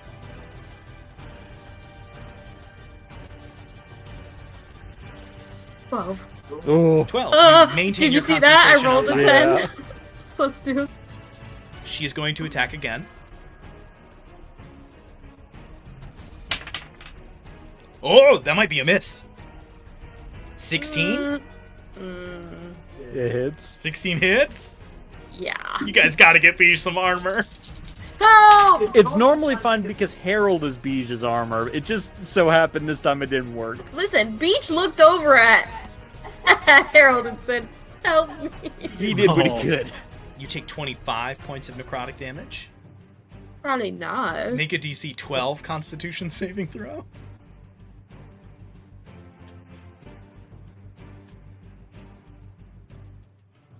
She's hacking into the mainframe. I don't think I'm right. It's half the damage you take or 10, right? Isn't it? Yeah. Yeah. And I think it's half up to Oh, a certain con. You said level of con? like 25 or so. You said con, right? Sorry, I healed myself instead of damaging, so I had to fix that. I appreciate your honesty. I would give you a point of Yeah, it's inspiration, but concentration everyone's got saving throw. 9. Did you fail? Yeah. Did you use your inspiration yet? No. Just put it out there. I would like to be... I do have 2. I'm going to give you a little meta peek here. So I'm going to let you pick. Oh. If your concentration breaks, you will no longer be the focus of her attention. If your concentration does not break, she is going to hit you again. That's the only choice you need to make. If you re-roll and you succeed, she is probably going to take the third attack against you as well, to try to break the silence, to get her allies up to their full strength. I'm gonna say this. I don't think that this next hit would kill Beige. It's not gonna kill me. Not going to kill him. Probably. Is this a good sign about my combat, that we had to stop every 3 turns and like really talk out our options? Is that a bad sign or a good sign? I think it's good because this is scary. What are I you doing, think Beige? Beach would hold on. All right. So you want to roll again? You gotta face the music. And you had 2 anyways. Yeah, I have 2, so I'll use 1. All right. So burn a point of inspiration, roll again, and see if you can beat that DC 12 Constitution saving throw. Fingers crossed, I believe. Why did the music? 16 16. Beige holds on. Aha. Third attack. for now. Stefan said, now we have to face the music, and the music stops. I She- think- Yeah. Oh, fine. You all watch. I imagine Harold and Hilver, who are now very far, with some horror as the witch tears across the ceiling, swings down, and you know the only person down that hallway is Beige, and just starts to fire these 3 attacks all down into the hallway. Third attack. Flashes of light coming from the hallway, just like, oh no. Third attack. She's 19. dead. You said 19? Yeah. You know, it hits. Terrible damage roll. So that's nice. What is it there? So it's 1. Wow, terrible. 13 points of damage from that last attack. Woo! 1, 1, 2, 3, and a bunch of others. Not what you want. Almost just gave Still away. rough. I Still realized halfway through that I was about to give away how much damage it does. I was like, I'm not doing that. No metagame in here. All right. So how much was that damage again? Like 12 or something? So DC 10. Make a DC 10 Constitution save. Okay. Yeah. There's 13. Yeah, and I checked. It was so like the max DC the concentration can be is a DC 30. Well, I mean, come on. If you Luckily, take we're not at 60 that points level, of yes. damage, we got bigger fish to fry.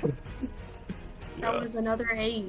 You got one more. One more heroic calm inspiration. down! Do you want to burn your last Calm inspiration, or down. do you want to hold on? Hold Remember, on. heroic Sorry. actions, bravery, cool character choices. That's how you get those inspirations, if I'm remembering that I'm supposed to give them. So I guess just do a bunch I'm- of cool stuff. I'm gonna put this out there.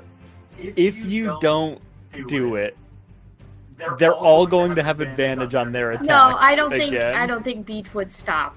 Okay. I really don't. Now, Okay. does that earn Beej a point of inspiration? Let's see if Because you of see. how- Let's see. Yeah, we'll see. I don't know. Roll. Let's roll. Let's see. Let's see. Let's leave this up to the dice. Anybody want to take the over under on Nicole making it really quick? 10. 10? Yeah. 10 succeeds. Oh wait, Oh, that yeah. was Easy as 10. Ah, Yes! No, I succeeded. With a moment of unprecedented bravery for Beej, take a point of heroic inspiration as you burn everything. Beej is left bloodied and stricken, but Beej ain't heard no bell. And the But witch, he's still hot. Even hotter now. with be a honest. To some. with a grimace of disgust, you watch the witch fly 5 feet back up into the air. So the silence still running. God, that sucks for them. Great for you guys though. Aw. Radical empathy in this moment. All right. Damn it. That's fine. All right. It is the hunters' turns. The hunters are tired of being harried from all sides, but Hunter A has a hashtag plan.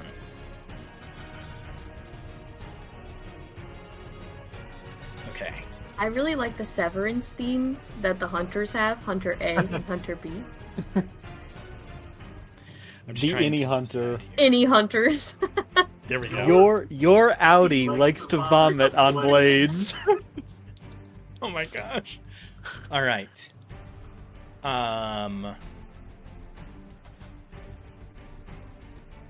Oof.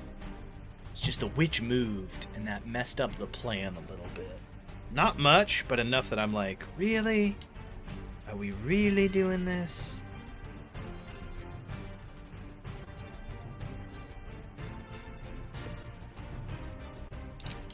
All right, yeah. It's got to be. Okay. The Hunter A is going to run up into the melee between Harold and this knight. And Good luck, buddy. yeah, I know. He had a much better plan before the witch moved, but they can't communicate, and I try not to metagame. He's going to attack twice. If he can slip past your AC, this will work. It's just can he or not. And he does have disadvantage. I know, I already rolled. I rolled 2 6s. That's a 12 on the first attack. Not quite. Not Second quite attack, gonna not get at to disadvantage. I'm going to trust my bone dice here. Come on. me. In the heart of the bones. Fucking 10, 16. Swinging out twice, you watch a small look of panic fill even its own face as it is now up in the melee with you, having tried this maneuver that did not pay off. Gosh, that's brutal. All right, that sucks for them, but that's all right. That's Hunter A's turn. Hunter B is no longer standing next to a paralyzed Hilver and didn't get back around to his turn to leave your area, which sucks. God, that blows. It is going to cunning action disengage. It uses its bonus action to disengage. It scrambles over the wall, which takes 10 feet of movement, 20 feet of movement, 30 feet of movement. It steps just outside of the range of the silence, and then it takes 2 longbow shots, both against Lemon. You have been absolutely crushing them with damage, and it is tired of it. Disadvantage on the first attack. That's a 9 to hit.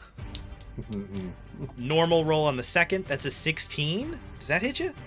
It's super close, but now. Firing off 2 shots with its longbow. They both go wide. They both miss. That. I go bang bang, shoot them out of there. Oh, wow. That is impressive. All right, I like it. It's going to roll to see if it gets its vomit back. It doesn't. The other one is as well. It does. Okay. So the other one has its Icarus bile back. He had a big breakfast this morning, so he's got a lot in there. Big hearty breakfast. All right, Beej, you are alive still, and the silence is still going. That's great. Can you move the silence once you've cast it? I don't know. I don't think so. I think that it's centered on a point and it stays there. We'll have to I'll move double the check witch. right now, though. I don't want to break my concentration is the thing. Do you have any spells that aren't concentration based? I don't. Well, assumably, yes. unless we made a huge decision in character creation that I could take back. There's a little C next to him. You can Oh. cast spells that There's aren't just a little C to let you concentration. know. Okay. Okay, so that makes more sense. Okay. Sorry, Jerry's on my microphone. I have it in me to cast Cure Wounds because Jerry's on the ones and twos. Sorry. Jerry's on the ones and twos. Oh yeah, no, he is. So if you guys hear some weird alt-right stuff, it's just Jerry into the mic. It's classic. He's a bug. Can you call them a friend? Whoa, chat, don't clip Been that. through a lot of stuff. All right, enough Jerry the stink bug. What is Beej doing? Sorry, in I'm combat? sorry. You can cure wounds yourself. You got beat. to shit. Yeah, gone I was in the middle of saying before Jerry interrupted me. I was in the middle of saying I do have a feeling that she will come again after Beach. So just to prepare for that. Yeah, I've heard that before. She will come again after Beach. Yeah, Not the first classic time. Beach. What? Classic Beach. What?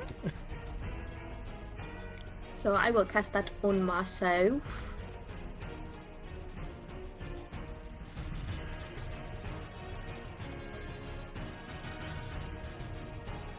Nice, got 13 points.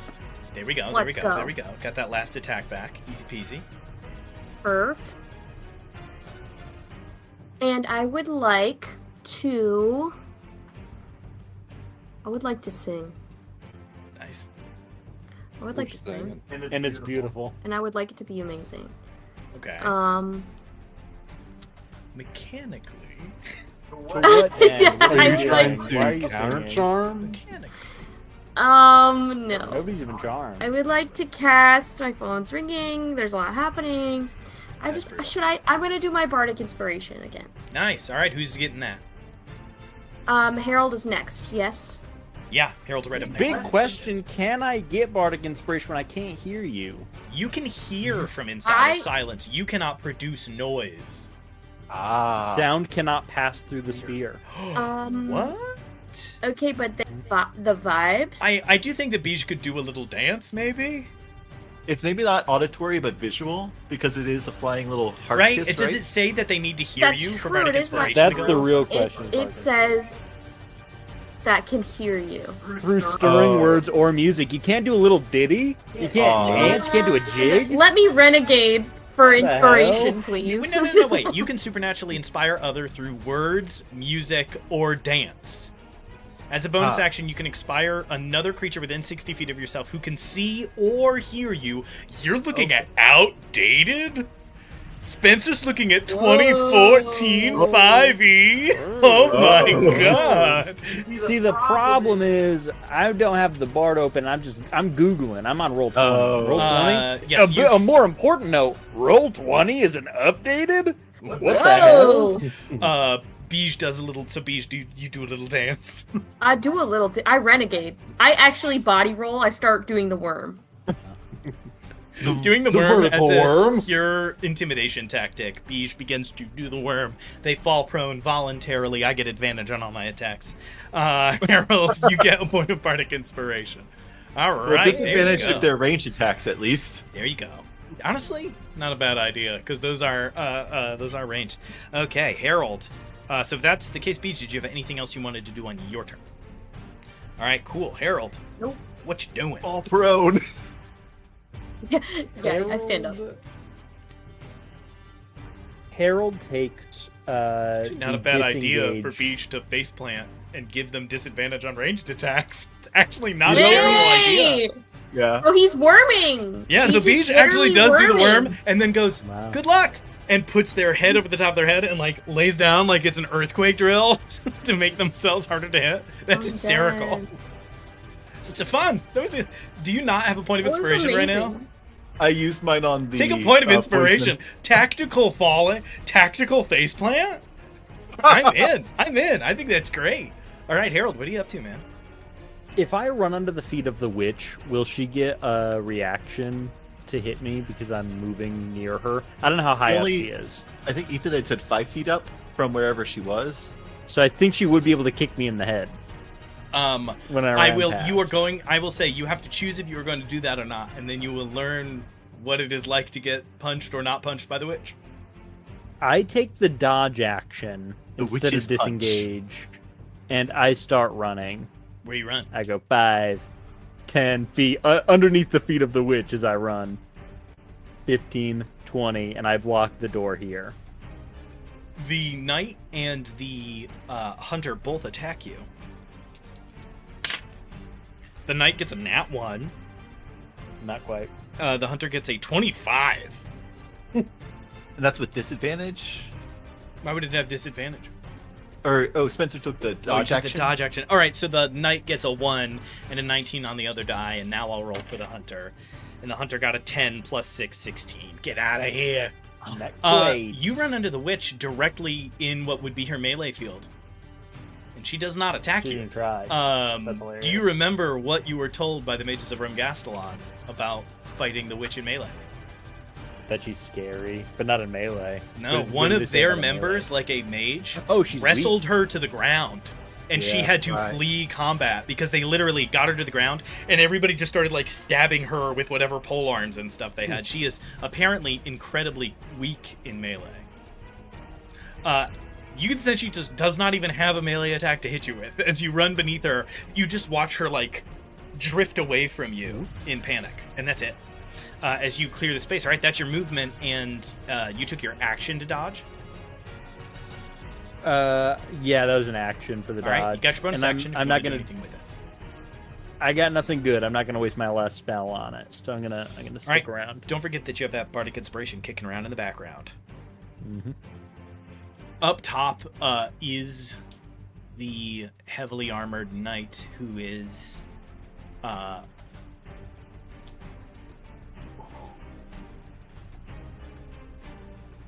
no, he goes forward. You watch the knight give the isolated and alone Hilver a long look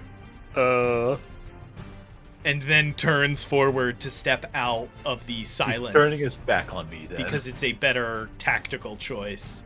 Whoopsie. It finally steps out of the silence, and the song returns in a moment. And I need to roll. I should have rolled this last time. I did not, which was a mistake. He does not. That ability does not go off again. There's not a new round of wisdom saves as he steps out. But 5, 10, 15, 20. He gets back into melee with old Harold, with old Herald. And with Lemon too there. Double meleeed. Yeah, that was really a big benefit. I'm here gonna give you. is- I'm gonna give you. If I could give you a second point of inspiration for pointing out to me that Lemon is also there, which I missed, I would give it to you, Hilver. You've betrayed Michael deeply. You watch no. Harold in a moment of panic as it is striding. You think up to you, and then it smiles and turns to your less armored combatant and takes all 3 attacks against Lemon. Yes. yeah. I'll be there soon, I say. In silence. I'm gonna Venmo Stefan $10. All right, that is a 22 on the first attack. The question, it goes to roller. If that was my AC, it would still hit. It would still hit. Okay, cool. All right, that's You have an AC of 22? at He was the gonna do moment I shield. don't. Yeah. Oh, right. Second attack, nat 1. Yay! Yeah, that one is. That's a miss. Third attack, another 22. All right, those 2 hit them. That shield would have been clutch if both of those were 1 lower. Yeah. I'm really That would have sorry. been insane. -1 to the weapon. 15 points of damage from the first swing. 15. 13 points of damage from the second.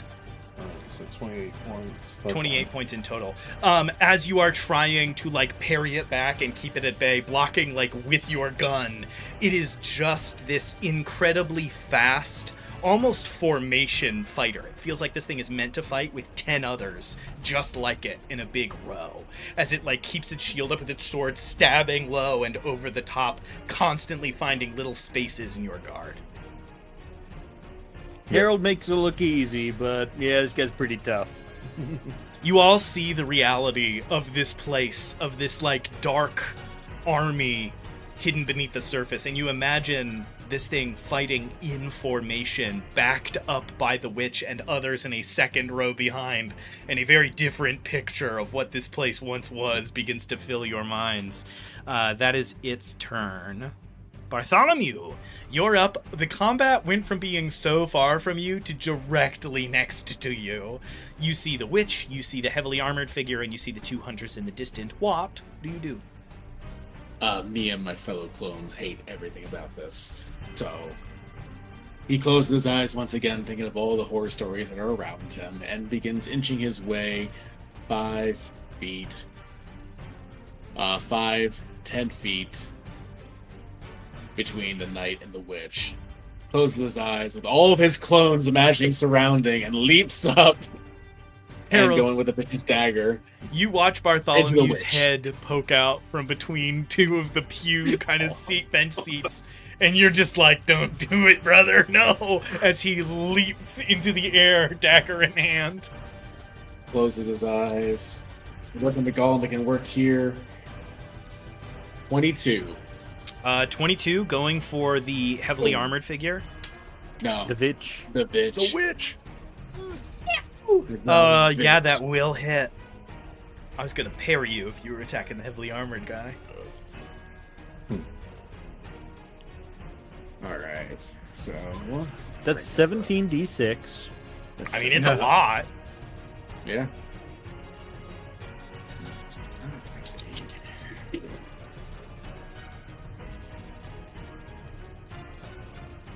And that's going to start off with 23 points of damage. All right. Gosh, Right that is into brutal. that. The first damage on the witch in this combat. 23 points damage. He opens his eyes, kind of like, huh, I did it. Looks right up at the witch. All the clones. Cutting action disengage. Cutting action disengage with all of them scatter. And he's going to try to get back. And they turn and run. Disengage. It's so funny. Into the corner of shame. All right. Oh. So that would be Cutting action. 10, 20, 30. Do you have 30 or 40 feet of movement speed? 30. It's With, difficult terrain. you so entered you'd be- my Oh, space, and so you your get 10. beast. Oh, I'm gonna turn to dust playing against this party. I feel like Spider-Man in fucking Infinity War. This is brutal, man. Oh my goodness. Every time somebody falls for one of my trap cards, you're like, +3 to saves, idiot. And I'm like, actually... oh my goodness. All right, cool. Up next is Lemon, followed by Hilver. Alright. I am going to... Where is it? Oh, this was... I'm going to use my second wind. Get some health back. Nice. Is that advantage still running? No. Advantage It's from not. what? I know. You can give yourself advantage with your seahorse, though. It doesn't need to be on me anymore, because I'm standing He next meant to you. he got advantage on his hit die rolls earlier because he Yeah. was being tended to Oh. medically. Yeah. So that is 14 points of health back. Nice. I think one of my headphone ears just stopped working. Ooh, Like just now, live. interesting. And then because of that, I have It did. I touched the cord and now it's working. nice. Where is it? Are we gonna have to do a 2-sesh combat? We might. I We haven't attacked- killed one of these motherfuckers. They're all alive. Yeah, you were trying to focus fire on Hunter B, and then the battlefield completely shifted. Yeah. Yeah. Because of that, I get tactical shift. I can move up to half my move speed without provoking opportunity attacks. Nice. So I am. And you have the 10 from Harold too. Yep. I liked that ability when I read it, thinking about being It's a very player. cool. But right now, I feel different.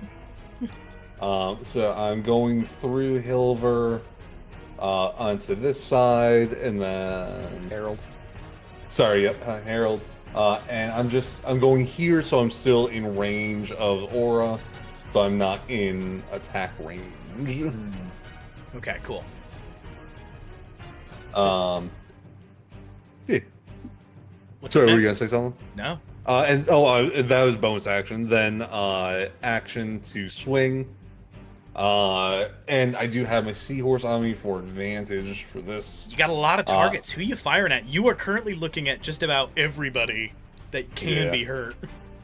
I'm swinging at Knight and Witch. So like 1-1, trying to get that disadvantage. Yeah, Nice. exactly. First hit against the Knight with advantage. I won't get that advantage. That's 10 plus 10 plus 1, so 27 to hit. 27 absolutely, positively hits and cannot be parried. And then second is against the Witch. That is a 14 plus 10, so 24 to hit. 24 absolutely hits. Good gravy. First hit against the Knight. Oh, that's the wrong die. Alright. 14 points. 14 against which of the two? The knight? The Knight. All right. And then against the Witch. That is going to be 15 points. All right. You guys are starting to really hammer down some blows. None of these, they've all been hit now. The second hunter, Hunter B, is pretty badly injured. The knight is starting to show signs of wear and tear, and so is the witch. They are all beginning to, they have heavier wounds that they're bleeding from. Nobody looks bloodied yet, but you are starting to climb up the long hill of taking these things down. You feel yourselves making progress, and them getting a little more desperate, especially as things continue. All right, cool. Is that your turn? That's my turn. Great. All right, Hilver, you're up next.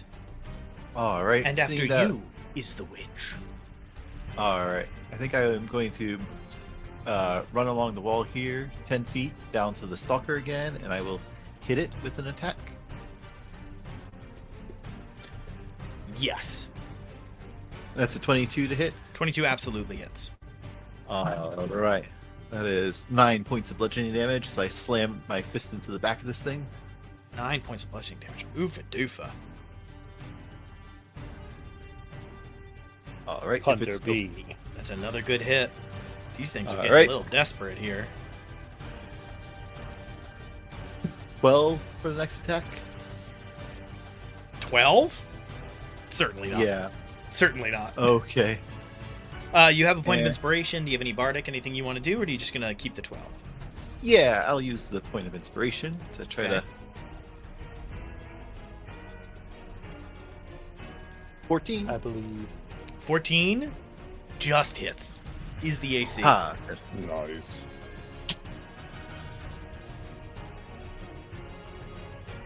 12 points 12 of points. bludgeoning damage.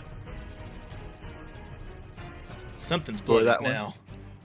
Another bloody. round of Aw. attacks against this thing, knocking it across. The hunter smacks its head off of the top of the bench on that side with a sickening crack, and you can see that one of these plates of metal that you've seen in some of these things, as if they are repairing injuries, cracks off, and its head gets a little less stable and is kind of permanently stuck, lilted to one side now.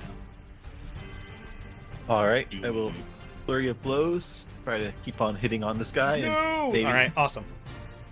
All right, that one definitely hits. 18 plus 8. So another 12 points of bludgeoning damage. Oof. All right. Close. And the last one I miss. No. Okay, cool. I mean, devastating. This thing is on its absolute last legs. All right, and I think I will kind of move around it a little bit just to get closer to everyone else. Yeah, you briefly, your ears pop as you go through the silence. Suddenly there's like a pressure differential. And that's everything for me. All right, awesome. Up next is the witch. The witch is going to fly 5, 10, 15, 20 feet all the way to the corner. And is going to... Yes. The witch flies all the way to the corner, putting itself in line with Harold and Lemon, and reaching out a hand as you see a grim portend of the past, what those mages of Remgastelon warned you about. As she calls her hand high to the sky, her own like decayed thin hair starts to raise as the hairs on your arm do the same, and she lets a lightning bolt streak across, striking the both of you. Make a dexterity saving throw. Don't forget the additional +3 on your saving. Do throw. not forget that additional +3. You simply cannot. And that 20 plus 4, 24. Hell yeah. That's Necessary. what I'm talking about. Sorry, I'm too busy getting all my dice in my hand. Oh. Sorry for this dice ASMR that our listeners are being subjected to right now. Lemon, what did you get on your save? Sorry, what am I saving? Dexterity saving throw from the lightning. Sorry. Let's see. Sorry.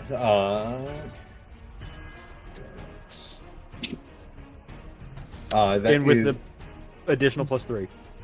Nice. It was an additional. That was 21. Definitely succeed. Oh my god. Oh my god.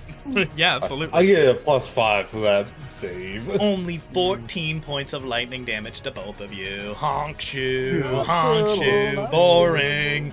Alright, that's fine. Harold is at half hell. Oh my god. No! As that lightning bolt streaks across the distance, striking the both of you, but not as terminally as she would have wished, you hear the witch bark another set of orders. She just shouts something. She shouts like, Zarinai-chan! And all of them, like, lock in and clearly understand some command that they have been given. Except for A, who is standing in the circle of silence and looks at the others because they see them react to something and are like, what? What are you reacting to? No, wait. They make a DC 30 insight check. 18, they fail. They rolled really good. That's a bummer. Okay. Cool. That is the Witch's Torn. Up next are the Hunters. This one moves 5, 10, staying in your melee range but repositioning. This one goes 5, 10, 15, and actually scrambles on top of that table. This one, standing right next to Hilver, holds its action. Even though it is in a dangerous position, it waits, holding its action. The one over here is not privy to the plan, and so takes 2 shots at Lemon.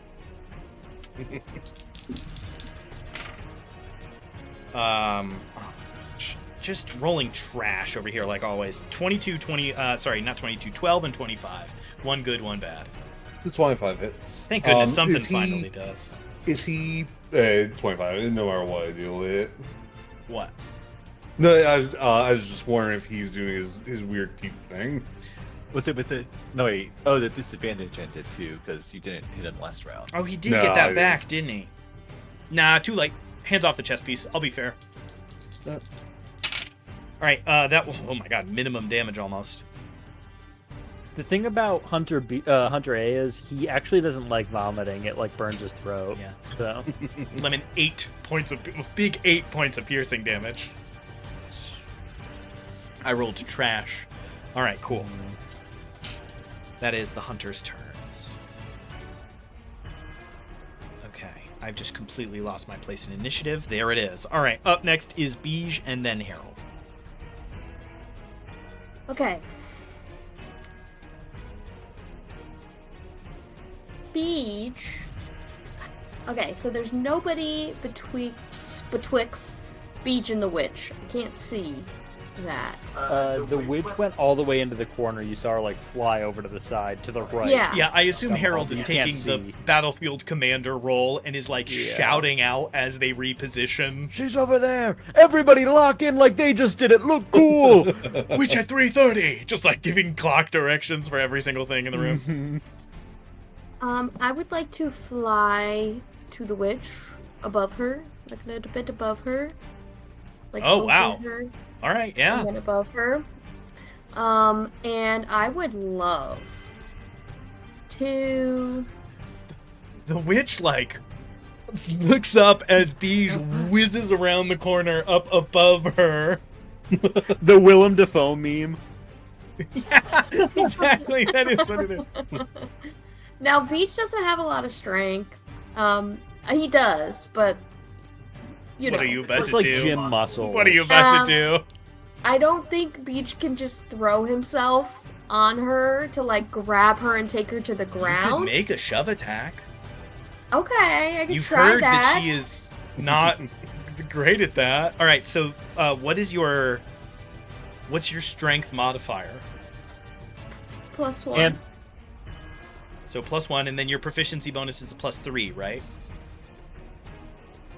So Yes. that gives you a +4 in total, which means Oh, okay. I need to roll a DC 12 strength or dexterity save to not be pushed.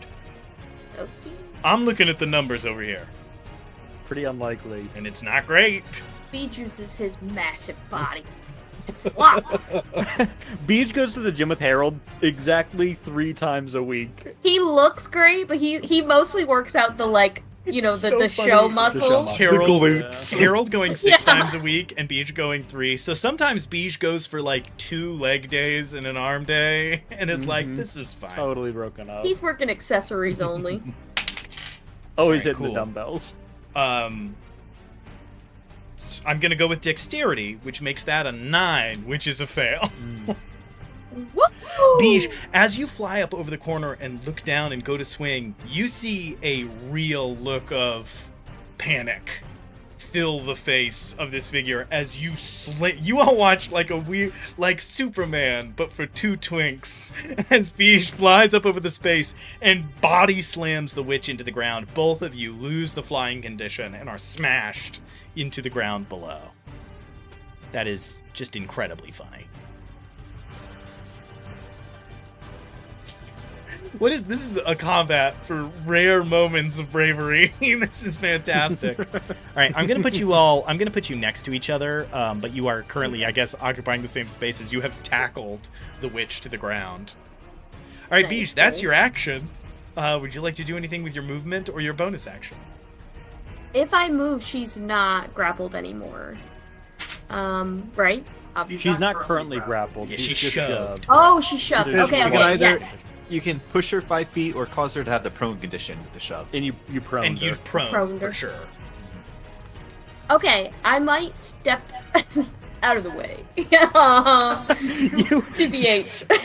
Yeah, of course. you slam her to the ground and take 1 step back as a just flash of gleaming silver starts moving in that direction. Oh, you know what it would be. Though I will say, for tactics, Beej, just fly up again. Yeah. You don't need to stay on the ground. But you watch Beej slam her into the ground and then float back up. I just have my arms crossed like this, looking down. You will take 1 attack of opportunity as you fly. Oh wait, I can Misty Step, so I'll just do that. Oh, never mind. I'm gonna put my dice down.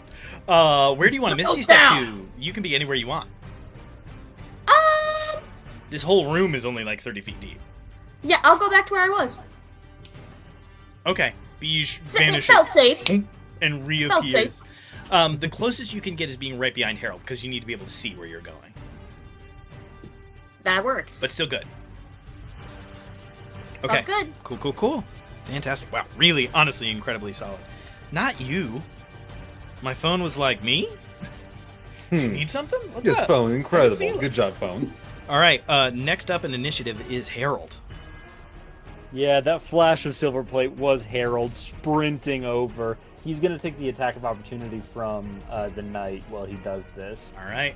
That one will have the disadvantage then. Sprints right over to the witch, and with attack number 1, He does have he does disadvantage. swing. Come on. He does. 3? Not quite. That's a 3 turns into a 10, but is definitely still a miss. I imagine Lemon's bullet is like in the chink of his armor. It's like stuck and pinching.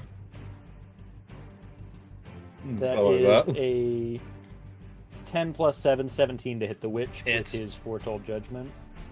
And after that first hit, I think Harold like sets the hammer down and grabs the witch in a grapple for the second attack. You do feel, when you were swinging the hammer, you do feel some extra resistance. Her AC isn't super low. She does have some kind of like mage armor or something. But you manage to slam through it with the first attack and hit, and then tackle her to the ground.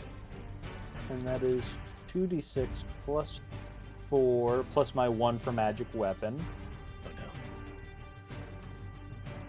5, My boss is cooked. 9, 13, 14 damage with that first attack. Alrighty. And wait, I use a special ability that paladins have where I can use Divine Smite without a spell slot once per long rest. Paladin Smite. Let's go! Alright, do that damage. Roll that beautiful DiMaggio dice. Smite. It's just going to be a level 1, so it's 2d8. I mean, that's not the... Is it more? She's undead. Isn't it 2d8, 3d8 if they're undead? By an increase of 1d8 if their fiend are undead. So it's 3d8. All right. You're welcome. I'm 4. helping you We kill now my know boss that for some she's reason. undead. Michael, you hear Lemon go, "We finally know she's undead." And you're looking at like a mummy held together by metal plates, and you're like, "Yeah, Lemon, for sure." Remember when our That character was facts 50 was that neither of you went to school? That was 15 points of radiant damage as well. Lemon says that, and everybody else chuckles a little bit, and Harold goes, "You're right, we do know that now." It's just so sincere, just like, "You're right, that gives us the edge." It's like, all right, That's brother. what we needed to All right, learn. for sure. Okay, awesome. Wow, that is brutal. And then I grapple her out. Yeah, what's your DC for that? So what's your strength modifier? My strength modifier is +3. So that's +6 in total, which makes the DC of 14. Her odds of succeeding are even worse. 7. So she does not manage it. You grab her and tackle her down to the ground. She's continuing to bark orders that have now gotten more desperate. They have gotten... Yeah. The tone has changed on those. And behind Harold is the hulking form of the knight, and he can't like his back is turned, so he's just hoping that gets dealt with somehow. It's the knight's turn. Well, The knight does, in fact, sort of put you in a pincer maneuver with the witch. I'm going to roll a d6 to see if he gets back his nasty. No. That, I do have to say, in terms of D&D, you want to talk about having bad luck. I don't even believe in luck. I have terrible recharge luck. I think I've recharged once in my entire life on breath weapons. there's and one whatnot. dragon who got a recharge, and that was I don't it. think it's ever happened otherwise. I don't know why I am just so shit at it. There's not even any skill involved. All right, he can't break your grapple on somebody else, so he's just gonna take 3 swings. Maybe he can get me unconscious. Not if he misses 9 times. That's an 11 and a 23. 23 probably hits. 23 hits. And a 26. Nearly a 26 crit. hits. All right. This is gonna hurt. 9 points of damage on the first. Oh my god. 19 points of damage on the second. Harold exactly falls unconscious. It can be done! It can be done! Harold goes unconscious. You hear the thing holding the sword and shield aloft begins to yell And if you could speak its language, it would say, "See your champion! Watch him bleed!" as it stands over Harold's body. Harold gets the first hit, and as the second one's coming down, he yells, "Kill the goddamn witch first!" Bam! Out. Oh my god. You hear the witch say something as if to say, "Forget that plan I told you to do earlier. He's unconscious." It's all good. It's all good. We did it. We figured it out. We didn't need the plan. The hunter that held its action, like, throws its hands up, like, well, Shit. fuck me, I guess. All right, cool. This fight is getting close. All right, Bartholomew, you're up. What do? Things are tense. As Harold collapses, the witch looks across the room and sees a bunch of like 8 figures, all aiming a weapon right into her eye sockets. Blunderbuss. I guess now I have a question. Since he's unconscious, is he no longer next to? Yeah. Now I will say, Correct. you can do the I don't blunderbuss, count. but you would need to It be doesn't standing in like the Yeah, I'm trying the to- middle of the room. You need to be like there. I've just pinged on a map Yeah. that our audience cannot see. Side note, my aura is also not active, so you're not going to get the benefits of it if you get near me. Okay. Okay. Good to know. So he moves 20 feet forward to Nice. get this shot off. It's like, I guess it's just gonna be a regular shot. At the witch. Yep. This is gonna be a Yeah. toughie. Good catch, Spencer. Thank you. The Little reedy for me. not quite the Yeah. matchup I was looking for. It's alright. That's okay. Dirty 20. Dirty 20 16 hits. plus All right, Okay. everybody, Oh. hold your breath. It's not impossible. Max damage on that. Max, I heard the word max. Harold, your sacrifice might not be in vain. Yeah. 17 damage on the Vitch. And then everything within 5 feet of that shot needs to make a dexterity saving throw of 16. I do get shot by the gun. The witch is like just holding on by the edge here. Mm. So you do take damage. So I have to. Oh I yeah, can't you're within dex save. 5 feet. So Harold fails a death save. okay. Sorry. That happens. So the witch, I guess, and the hunter have to make a dexterity saving throw. Well, the It's witch, gonna be the witch is who you shot. So the witch doesn't also have to make the save, do they? I think I think it It's explodes. everybody the witch within is- 5 feet, yeah. so it would not everything include. within. Yeah. Yeah. So the hunter. Okay. And the knight is within 5 feet. I was technically on top of the witch. It's just we couldn't stack our token. Ah. So then I will also save. yeah, right. Well, because it's like a fire radius damage, right? The So hunter would gets be an the witch. 18. It's okay. We're just gonna roll with it. The hunter Okay. gets an 18, and the big boy gets an 8. Okay. So just 1d8 fire damage. Nice. And what's the, Roll the the D8. damage total? So that was 17 points of damage to the witch, and then I know. whatever Roll the 1d8 Yeah. fire damage. 4. With the 4, you kill the hunter. Nice. Yeah! That is hysterical. Flash damage. He Worth he gets the X mark of death there, and the other guy takes 4. Okay. And then cunning action, he just attempts to hide with the remaining 10 feet he's got and creeps himself. Yeah. All right. You He's gonna creep himself closer. okay? Yeah, that makes sense. You step into the silence bubble and duck beneath something. I like that. He's speaking to himself in the silence. If they can't hear me, maybe they won't see me. Honestly, fair enough. I get it. I do. All right, cool. That is Bartholomew. Up next is Lemon and then Hilver. I wonder if the witch is going to make it to next round. I am moving just so that I can see the field better. That's right. More center stage. And then shooting first shot at the witch. Okay. If you roll nat 1, you kill Harold. Fair. We got a diamond. Oh no, it's a 1. I do have advantage on this. Oh, come on. The advantage was a 1. So the second roll, the All right, nice. first roll was 13 plus 10 plus 1, so a 24. 24 hits. Hitting form. Oh my god. That is going to be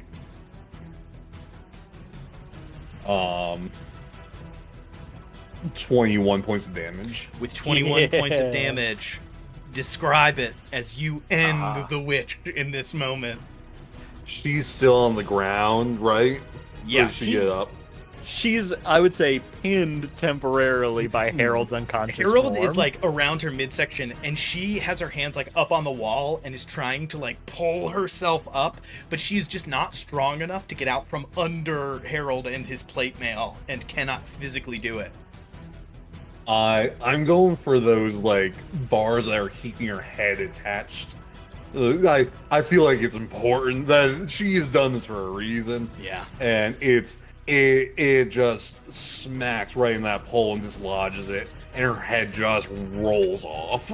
It snaps through the outside one. You hear it break and watch a piece of the shrapnel cut through the front of her throat as your bullet severs her spinal cord and breaks through the other side. She grapples, and the weight of her own head snaps the small tendons of flesh, and it thump, thump, thump, thump, thump, falls to the ground. And I will ask, we're a little over, and we've got 2 combatants left. Do we need to do the mop up next week? I'm good now. Show of hands. Does somebody need to... Here's what I'll say.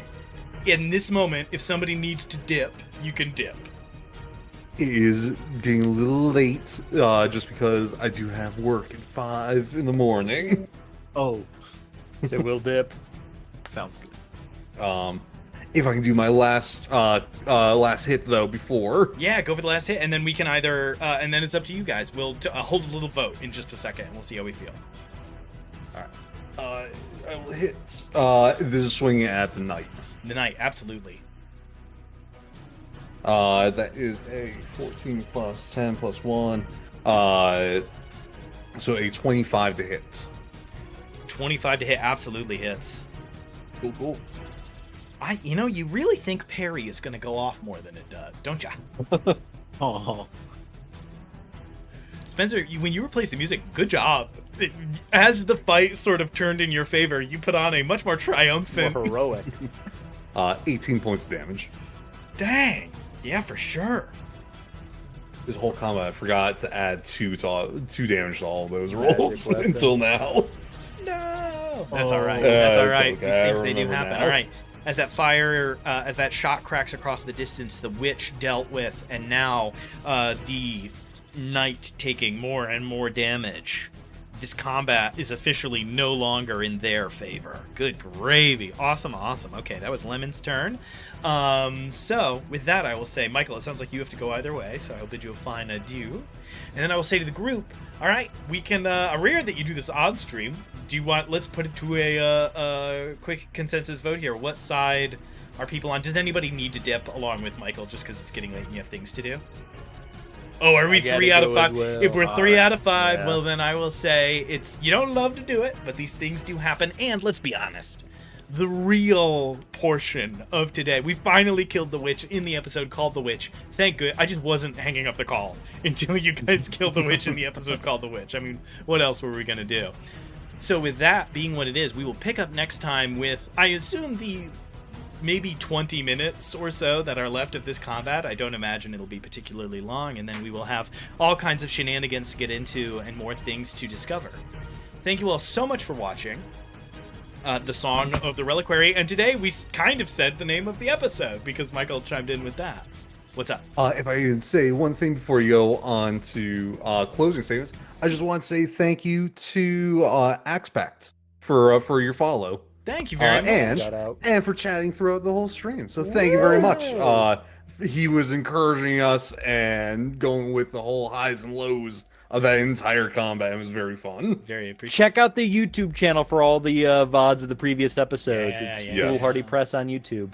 And also, I want to say thank you to Garrock for the follow also. Thank you. Hell yeah. None of the comments have been as dicey as this one has been. This was But rough. They have been Yeah. pretty rough. All right, so I will say thank you all so much for watching The Party Makes Things Worse Song of the Reliquary. You can catch 3 streams here on Foolhardy Press. They all start at 7:30. On Sundays, you can catch Game Masters, Masters of Games, which runs from 7:30 to like 9:30 or so. That's where Spencer, Michael, and I play all kinds of games that we've all either already mastered or are trying to master. We just spent 2 pretty stressful sessions playing Castle Crashers. That game was a lot harder than we all thought it was going to be. And we're moving on to something next. We haven't quite made up our mind on what yet. On Mondays, you can catch The Party Makes Things Worse. This is our actual play show. The season before this was Spencer running Monster of the Week. Super fun 9-episode mini arc. Most of our arcs are mini arcs. This one is just kind of getting out of hand a little bit. Called The Prince of Charming, which is really fun listen. And right now, of course, you can catch Song of the Reliquary, a sort of horror-tinged adventuring tale. On Tuesdays, you can catch DM Writer's Room, where Spencer, Michael, and I demystify the DMing process by coming up with monsters, magic items, and all kinds of things live. We usually have a pretty active chat on that, so that can be a really good time. We try to fold in your ideas as we're coming up with our own things. It makes for a lot of fun. Check us out on YouTube and TikTok. Mainly right now, Spencer's been killing it on the YouTube with all kinds of fun videos and new exciting things in the, I'd say, near future. There's a project that's probably going to be a minute, but we've been working on it for a while, so we're excited. It's funny when you're running anything like this, you're like, I'm really excited. Oh, when's the thing going to happen? Next year. Like, it's Several just months. so far down the line. Also, check us out on itch.io. There you can check out our first one-page RPG, which we came up with on our Tuesday stream, The Last Thanksgiving, a turkey-tinged tale of vengeance, and soon our second one-page RPG, Resonance, a mech RPG for 3 to 6 players trying to learn to work together. You can also check us out on DriveThruRPG, where you can check out our first adventure, The Lich's Dollhouse, which is a fun introductory level 1 adventure for new players. And then we have 2 more actually now in the works that we've been working on in the background, so look for those. When the wind is in the eastern willows. I don't know. Thank you all so much for watching. Hit the bell and all that jazz. We'll catch you on the next one. Peace out.